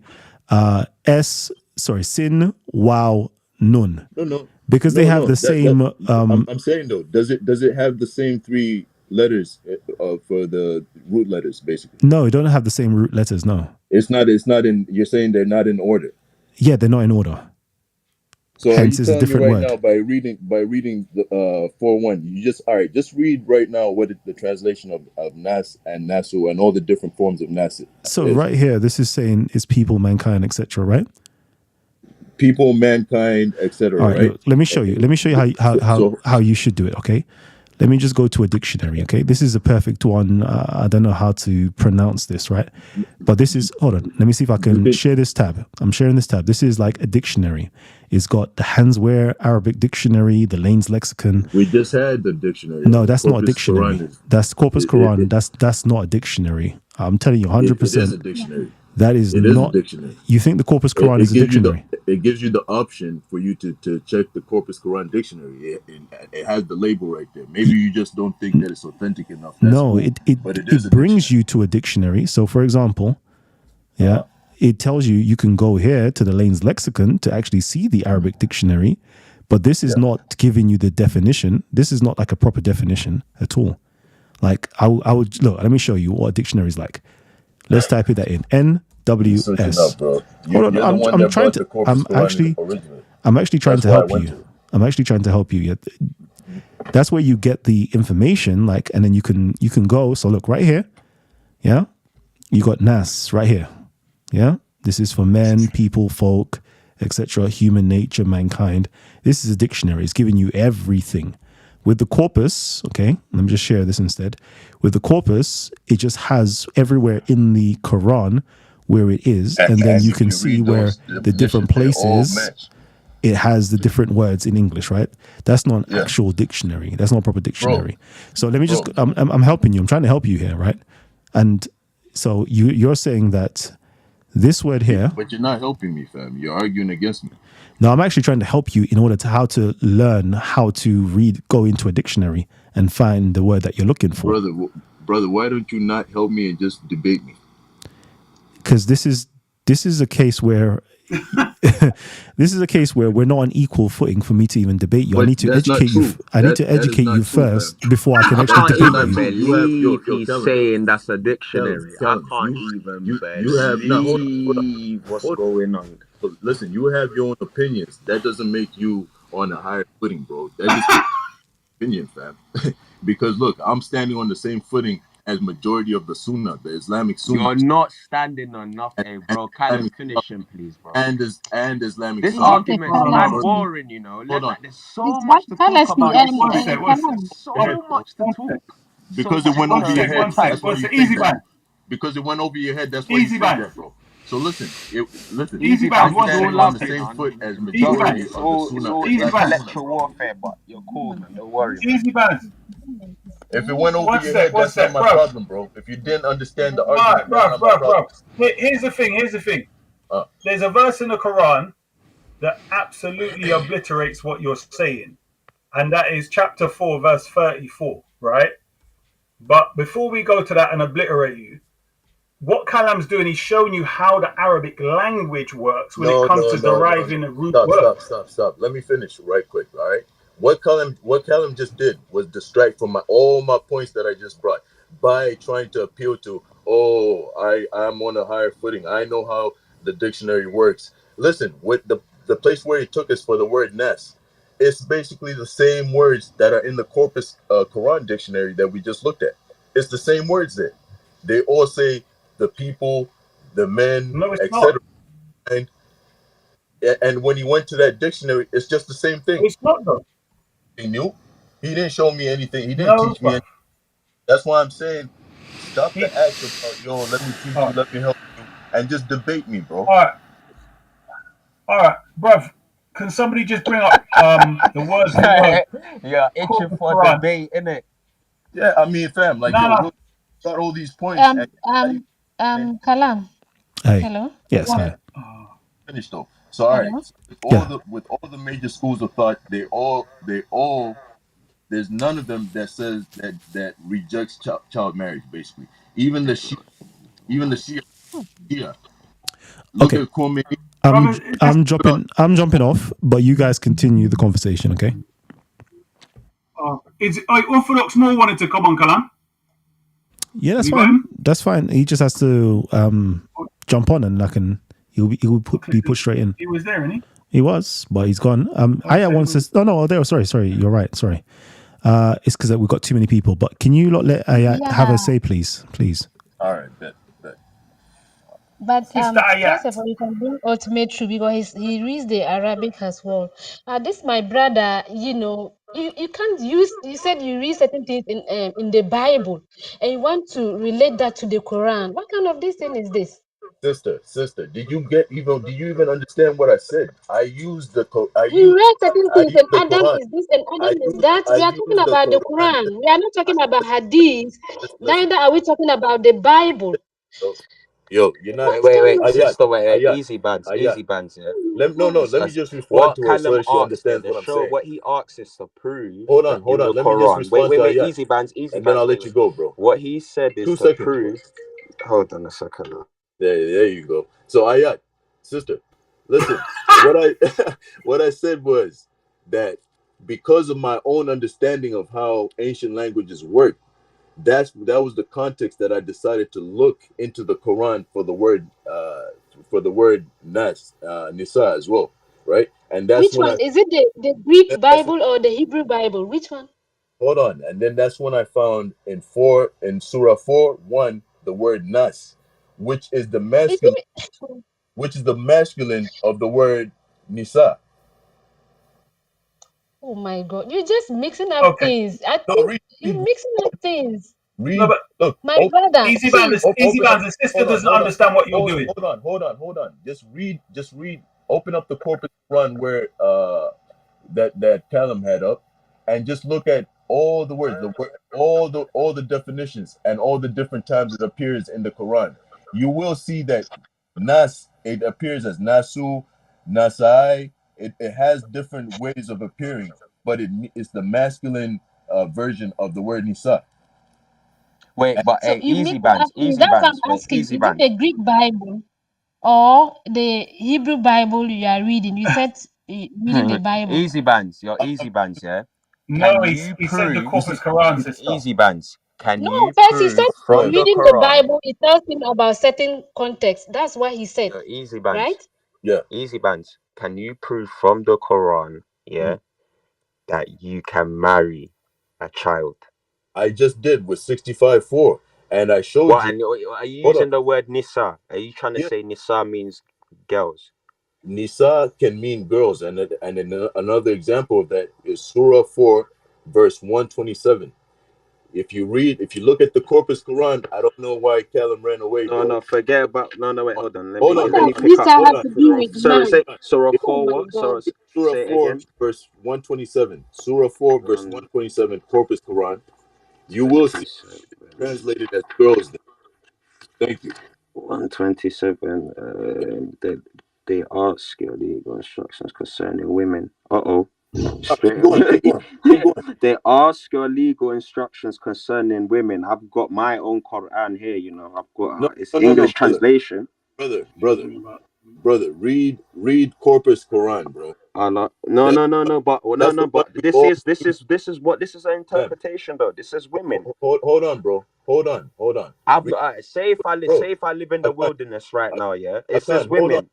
Akan, for argument's sake, brother, just rock with me right quick, bro. Look, read the Corpus Quran that we've all been using. Everyone's been using the Corpus Quran, and Colin is the one that introduced that. Okay, I'm gonna do that, Paul. I'm gonna go in Corpus Quran. What do I Appreciate do you, next? brother. Appreciate you, brother. Surah What 4, do I do next? 127. I'm gonna type in girls. And There's only 4 places that mentions girls in the Quran, according to Corpus Quran. Yeah, just read 3 places. Sorry, there's one. only 3 places it One mentions time in girls. Surah 4, verse 127, brother. No, one of them is Surah 4, verse 25. Okay, Apparently, and then yeah. also try 4. And that's not even is it little girl or is it like a young teenage girl? You know what I mean? Or But you found it, eh? It says girls. yeah, but it don't matter though. How does Yeah. it not matter, So fam? A girl doesn't necessarily mean a little girl. This is where you're downplaying Oh even my the term I girl. just know. I just know. It's been 45 minutes. I've been listening. I stay quiet on the whole word stuff, right? I just got one question for Issa because he had said in terms of me quoting the hadith, right? Yo, brother, No, just I just quickly, yeah. Yo, No, that's not. easy bands, bro, easy bands. One, Wait, brother, before easy you go, bands, one. easy I'm bands, be silent. Yeah, I easy just want to bands. ask one question Wait. and I'm then gonna I'll let go. you talk, Uncle. Don't worry. Don't let Easy bands, easy bands. It's talking about women here. bro. We have them on the ropes. Don't let them get away. Just We're let. easy bands. It's Yeah, talking about women. You ain't got no one on the ropes. I'm got the No, but Quran here. You're not listening to what he's saying. It Where did you talk? says concerning the orphan girls. Yeah, Yeah? the orphan girls. Yeah, but that's Yeah, not Nisa though. bro. It Yeah, is. it is. It is, No, it's not. bro. All right, bro. Look at the word for word, fam. Stop it, man. Hold on. I'm on Surah 425. No, I'm saying 4, 127. 127. 127. Ah, cool. Hold on. Let me go into 127. I've gone on Corpus. I've just typed in girls. That's all I've did. I'm Well, using that's fine. his But same he's meant to source. type 14127. Chapter 4. Let me go on 1, Google. I'm not So even easy on bands, Corpus now. real quick. Easy bands. Do you concede the fact that on corpusquran.com there's two translations, the Yusuf Ali and the Arbery, that stipulate that it's orphan women, not Bro, listen, bro. The reason why I'm using the Corpus Quran is because everybody's using it. Callum brought that as the authority that he was. All right. Now, when you look at, I've gone on Corpus, I've typed in girls, and there's 3 places, and it's not the Surah you're saying. I'm using the same source you're using, bro. Bro, we're looking at it. You have to type in front of us. 4127. 4 verse 127, bro. Hold on, I'm on Corpus now. Hold on. Word, bro. Oh. And it shows you the It definition. says, and they seek I'm gonna your stop sharing ruling this one and share another screen. concerning the I'll get women, say, 127. Lord, where does it talk? Okay, girls, Nisa. Okay. You see it, right? I see where it says girls, yeah. Thank you. Nisa. Okay. So wait. Pause a second. So you see where it says women at the top? Concerning your women, yeah. So yeah, is that word different from where it says girls? I'm No, not it's the in same. Arabic. not even It's the sure. same. Nisa. It's the same. Look at the word. Let me It's look. the same. So so it's the same, right? But on the other one, it shows. No. Wait. Pause. Stop. Wait. Stop slowly. It's the same in Arabic. Nisa'i. Yes, that's why we're telling you that the word can refer to categories of female. So then, what are you trying to? So in at the top, is it? Are you trying to say if concerning girls? Should we say that? I like how you're trying to shift the goalposts. No, it's not the goalpost. It's the same. I'm sticking with you. I can't stick with me, right? What I said was, let's go to Surah 4 verse 127. There, you find the word referring to girls, and what? Yeah, but it's the beginning. So hold on. So you sorry. You so I'm listening to you. Yeah. So are you trying to say? Wait. Sorry. Are you trying to say 4127 is about girls in general? Oh, it mentions it. Just listen to the words that are coming out of my mouth, brother. All right. So I said that. Go to Surah 4 verse 127. There you're gonna find the word Nisa being used to refer to girls, brother. That's what I said. But what I want to know is wait. Hold on, let me just deal with him, bro. Did go there. Wait. What I want to know is wait. Issa, wait. Before you come in, Issa, wait. Are you trying to say Surah 4:127, generally speaking, about girls? Is it fair to say you're saying that? I can't. No, I'm trying to help you here. Listen. Listen. Because if Can't it's wait. not what The same verse refutes Issa, Issa. If it's not what you're saying generally, that Surah 4:127 is about if it's that's not what you're saying, it's about girls, then you've cut yourself. You've cut yourself because it's talking about women at the top. Yo, bro, listen, bro. Listen clearly. Let me say listen, it's more than 45 minutes. Let me just ask my question and wait. Yeah, let Uncle talk. Let Uncle talk. So I didn't say anything. 45. One sec. Brother, wait. Let me just read the. Now you know what? I need Prima to talk, man. Everybody mute your mics. Let Prima talk. He's been waiting 45 minutes, 50 minutes even. Let's go, man.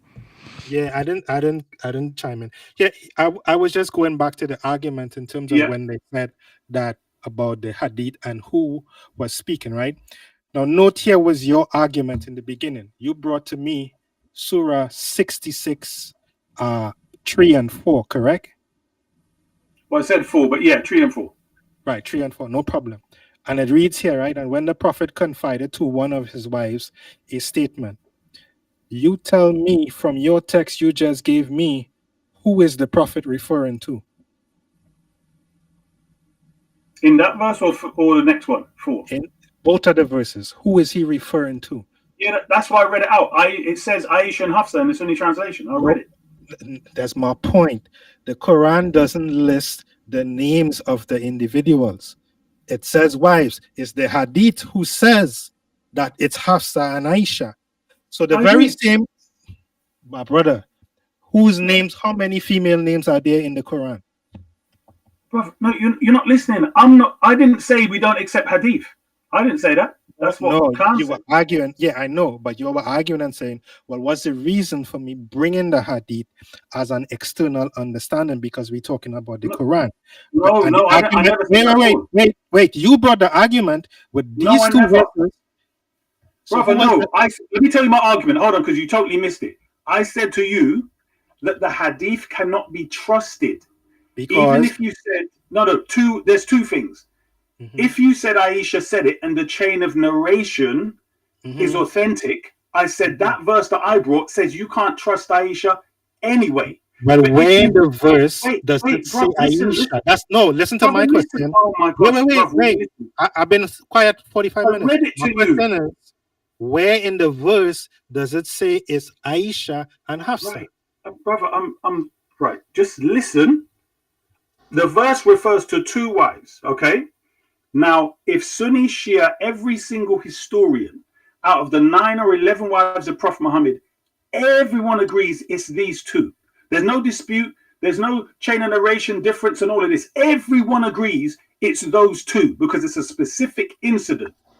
Then there's absolutely no reason to doubt it's those two. Do you understand? It's not like a general verse which says the companions and it could be one of 50,000, or it says wives in general, one of 9. But here's the problem. You brought Go. that verse to refute a hadith that I brought that said Aisha said so. No, listen, bruv. Listen to No, you listen to me. Wait. I listen to you. Wait. Oh my gosh. Wait. I got him. He's cooking. Listen, your brain. Listen to what I'm saying. Tell me what you think I'm saying. So listen. When I brought the hadith, here was your argument. You said, read the text. Wrong bringing in the hadith. It's Aisha. Yeah, you said this is Hafsa and this is Aisha, so we can't take what Aisha said to be true because of the fact that they had a discord, and in this text is the occasion, so we can't trust them. I listened to you. I didn't say anything, and That's then not what I said, bro. That's what you said. That was the I'll say it argument again. against me. No. Wait, let me finish. That was the argument. This argument is pointless. You're not even making my point. This argument is pointless. That's what I called you while I was speaking. I called you several times and you muted and said, just carry on. And this was the reason why. Because I know you ain't listening properly. So it's very simple. The verse is saying that their hearts are stuck as being enemies of Allah. Right? And then the point, hold on one second. And then the point is persons in the ayah you quoting. Exactly. You have to go to the hadith to find out. That's point. My point. Because you can't listen carefully. The hadith is not cooked, right? Listen carefully. Listen carefully. Bro, you haven't destroyed anything. Listen carefully. Try and just listen. I haven't negated hadith as a whole. So Orthodox law speaks about Sarah. Can't. Because the guy doesn't understand. I'm not against. Can't wait, bruv. I'm not against all hadith. So you're trying to argue with Khan and me at the same time, bruv. You're getting it wrong. What he's trying to say is now. Let me say what I'm trying to say. You brought because their name isn't mentioned. It's not lunatic argument. Primer. Listen to the point I'm making. Right. We have hadith. Primer. Listen carefully. The arguments are so dumb that I can't even come with a good No, fam, it's a good argument. It's just me putting questions to you lot. I'm not even coming up with Wait. What I'm saying to Primer, I want you to listen carefully, right? There's thousands of hadith, okay? In the process of authentication, if there are any individuals specified by the rest. So in other words, every opponent group, Sunni, Shia, Ibadi, Sufi, everyone agrees. All of them agree that the two wives are Aisha and Hafsa. That means I'm in the most powerful position with this verse to make any judgment. Where'd you get that from? Where you get it from? Brother, please, I'm talking. Let me just talk to Primer for a minute. Oh my gosh. Right? So what I'm saying to you is, unlike other hadiths, in which it may be narrated differently, or it may be different people or different chain of narration. I'm saying this specific issue, anything to do with Aisha, this verse here, if everyone agrees that they're enemies in relation to this verse. Why do they agree? Why do they agree that that's Aisha being spoken about? That's the question. I'm telling you. So hold on. You've asked the question. Let me just specify. All right, what he's trying to show you is that, yo, listen, you're talking about the hadith is not authentic, blah blah blah, right? But then when he asks you, all right, so who's being spoken about in this verse? You're not able to ascertain or to tell by just reading the Quran. You have to go to the same hadiths, bro, to know who is being talked about. Brother, I know. So let me say it back to you. See how you're contradicting yourself? No, wait, easy bands. Listen carefully. Your argument would be for somebody who rejects hadith. Wait, Primer, listen. Your argument is for someone who rejects hadith. I'm saying that this specific... That's not what I'm talking about. No, I didn't say I reject all hadith. Blood, No, easy bands. Listen. Let me still. Oh my God! I can't even believe what I'm hearing. I do not. I'll say this as if I'm talking to nursery children. I do not reject all hadith. Fact. The process via which I will authenticate. So, for instance, you have a thing called the Kitab al-Rajul, or the book of the narrators of the hadith. So, for instance, there's certain people in the chain that they will say, no, this individual is known to be a liar. So they say they don't accept the hadith. So from our perspective, we're saying the Quran itself that will fly over their head, that book you just mentioned, that's going to fly over their head. You know what it is? Nobody's saying that you reject all hadith. What we're saying is we're holding you to your own standard. You basically said that the hadith that he's using is not authentic, right? So he's basically saying, all right, then who's being spoken about in this verse? And the thing is, you won't be able to tell us unless you go to the same hadiths, bro.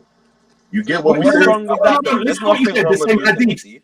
Wait, listen to what Easy Bands just said now. He tripped up over his own foot. You just said if I go to the same hadith.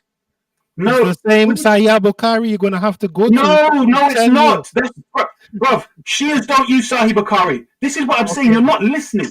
I said Sunni, Shia, wait, Primer, stop. This is showing you're not listening. Primer, stop. Go ahead. Listen carefully. The fact that you just said it's the same Bukhari means you're not damn listening. Shias do not use Bukhari. I said Sunni, Shia, Sufi, Ibadi, all the groups.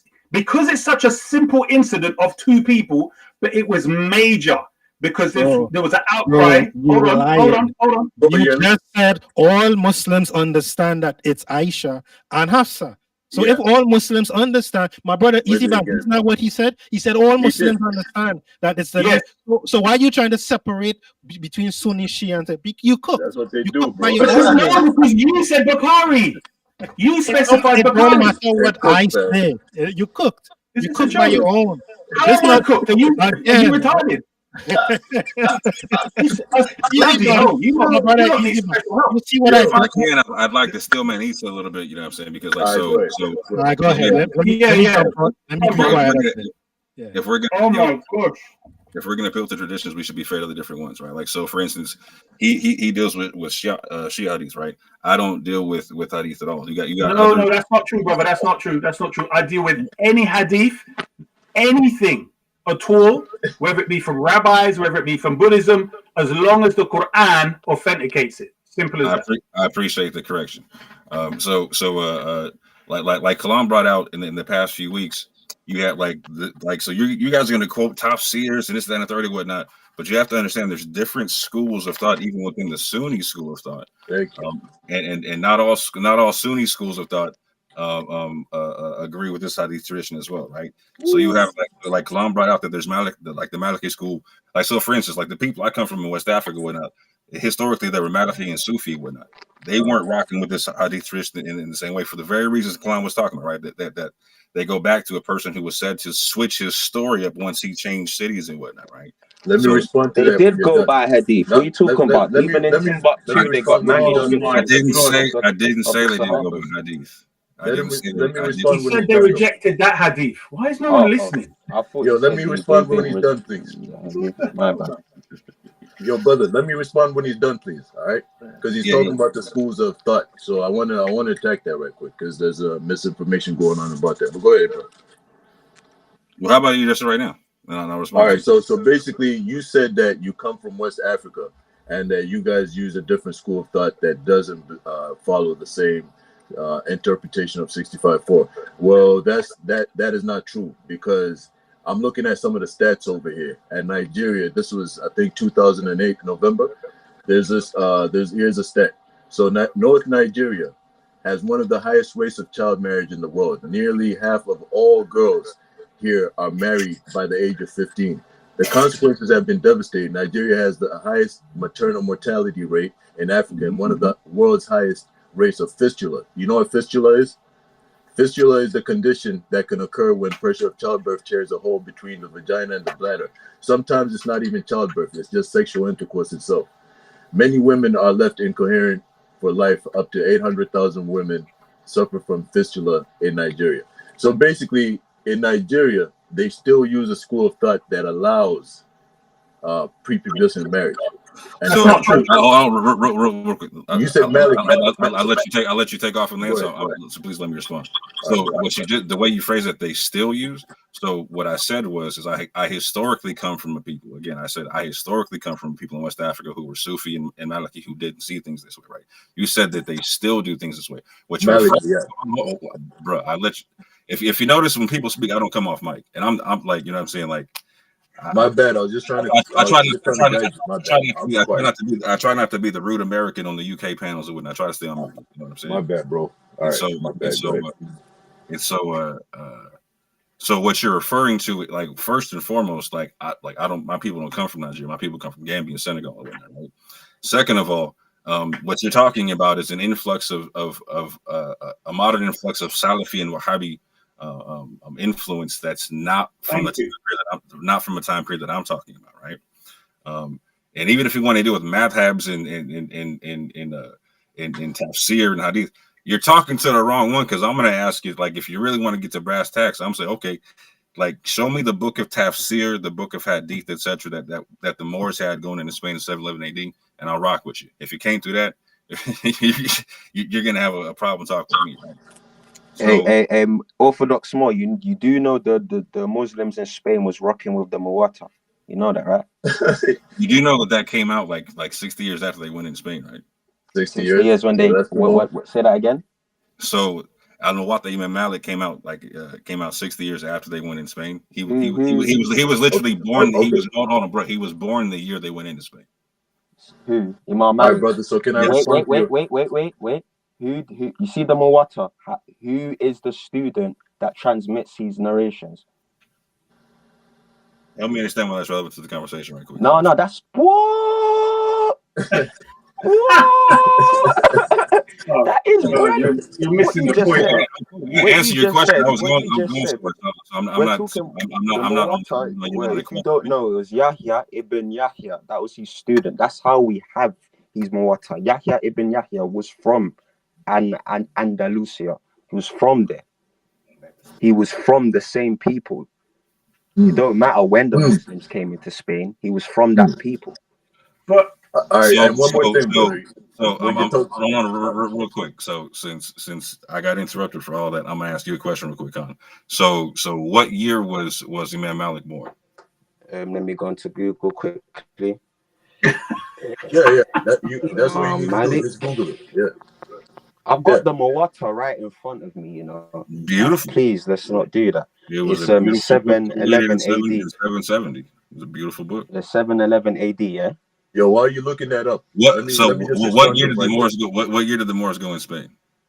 It's not about what year they went in. Is that his student was from the Moors? His student was from them people there. Since you interrupted me to ask me a question, I'm asking you a simple question back, bro. What year did the Moors go in Spain? Hold on, let me check on Google. Yep.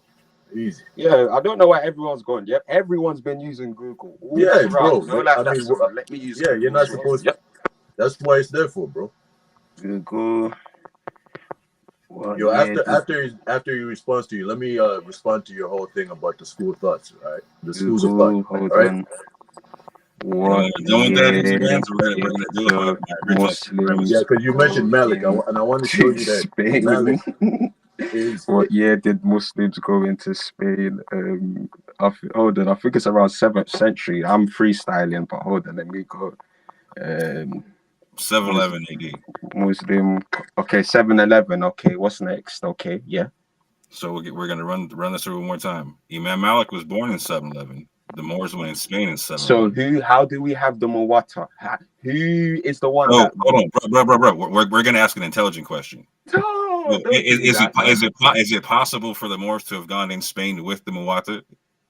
Bro, your question is dumb itself, because the person who provides the Muwatta is from that community. You're not hearing me.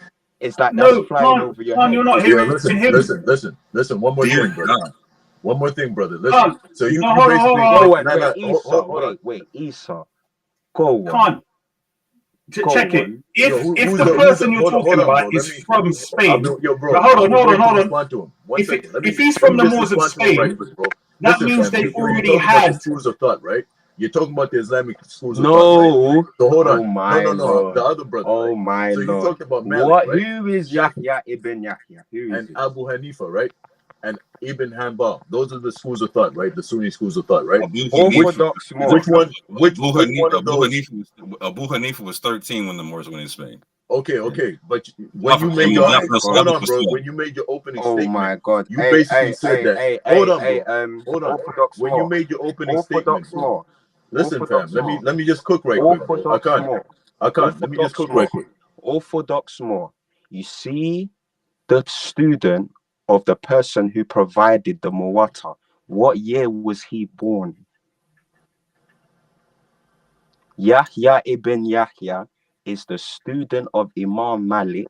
This is how we have the Muwatta. He was born in 769. What year did the Moors go into Spain? You said 711.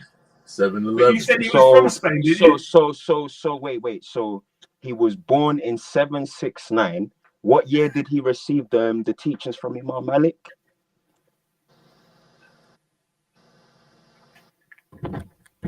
Not 711. Why is it quiet? Why is it quiet? Of course not 711. I know that. I'm we're agreeing all with you. astonished at I'm your agreeing inability with to you. do math. Your premise is I can't even explain what you're trying to do. It don't make no sense. You have to move on.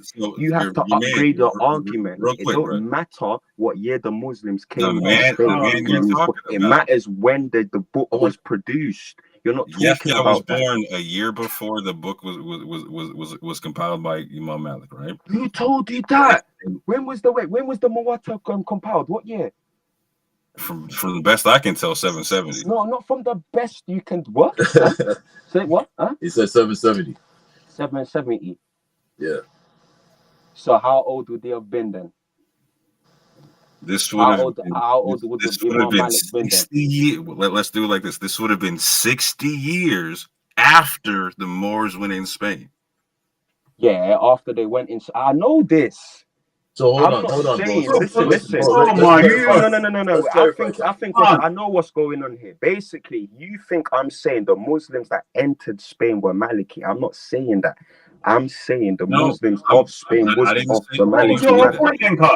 Hold on, bro. Let's clarify something. Because bro, in your introduction, right? You said that the schools of thought, some of them from West Africa, and you mentioned the Maliki. And you said they basically don't adhere to these. The Muslims that entered Spain is not the ones that entered it. I'm not saying they was Maliki. I'm saying the Muslims of Spain, generally speaking, when they in their golden era, was definitely of that madhab, of the golden era, 1,000,000%. Golden era. What year was the golden era? Okay. 1 2. Family Tree. We've been on this show for a long time. Usually we cap it off at 2 hours. I believe we've gone past the 2 hour mark. All of you guys in the audience, please let me know if you've enjoyed the show so far. There has been a debate that's going on for quite some time. It's been going on for years now, it seems. Don't save them, bro. We almost have them. They're on the ropes, bro. Don't save them. Okay, so we're gonna be continuing off air. If I get you all to mute your mics, okay. In fact, let me do one better. Let me get out of that section, and we're here where you just see my beautiful brown skin and face. Perfect. So, And that being said, we've been doing these shows for quite some time. We've been having the same argument for quite some time. The age of Aisha, it all goes back down to, can you marry a prepubescent girl in Islam? Yes or no? And I guess the new argument is, what is a woman? Is a woman a woman? Do we have a definition of a woman? I don't know, man. We go around the block. But so far, I think it's, I don't know, man. I really do believe it's safe to say, if we were just reading the Quran in its plain language without no interpretations, the Quran is very specific. You should marry women. You should marry women. You should marry women. Okay.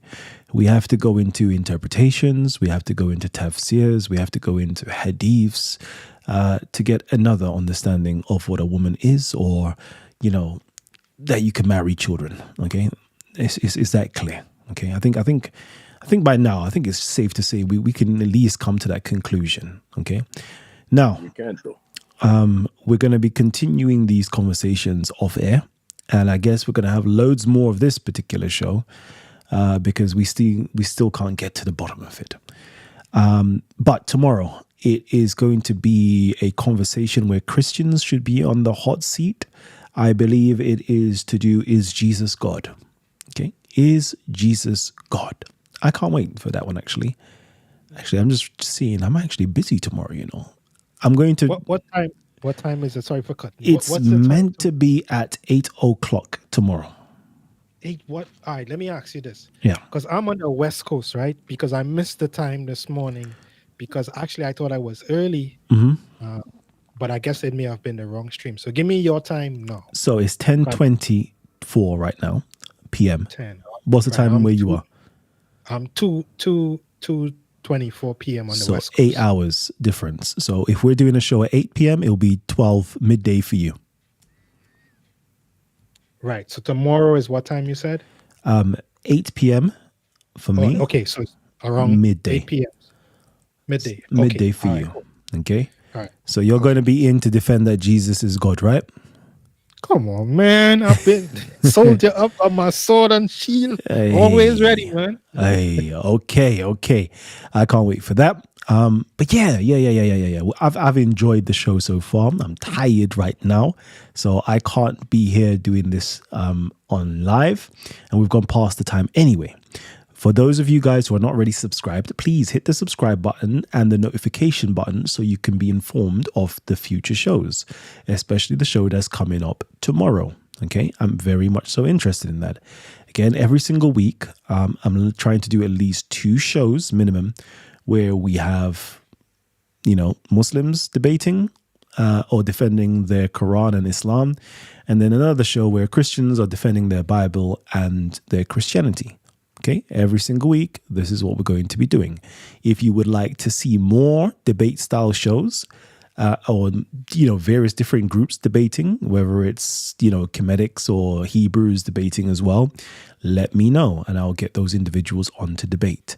We will be having interviews with our flagship show, Talk with the Titans. I will be getting people in from the conscious community. I will be getting scholars in for those interviews. But right now, I'm just one man. I'm an old, tired man. So bear with me. The shows will be getting better and better each time. I'm trying to improve it just for you. Family, I'm signing off right now. I hope and I wish you enjoyed it. I hope that you gained something today and you learned something. And I'll see you guys on the next one. Peace and love. Kala.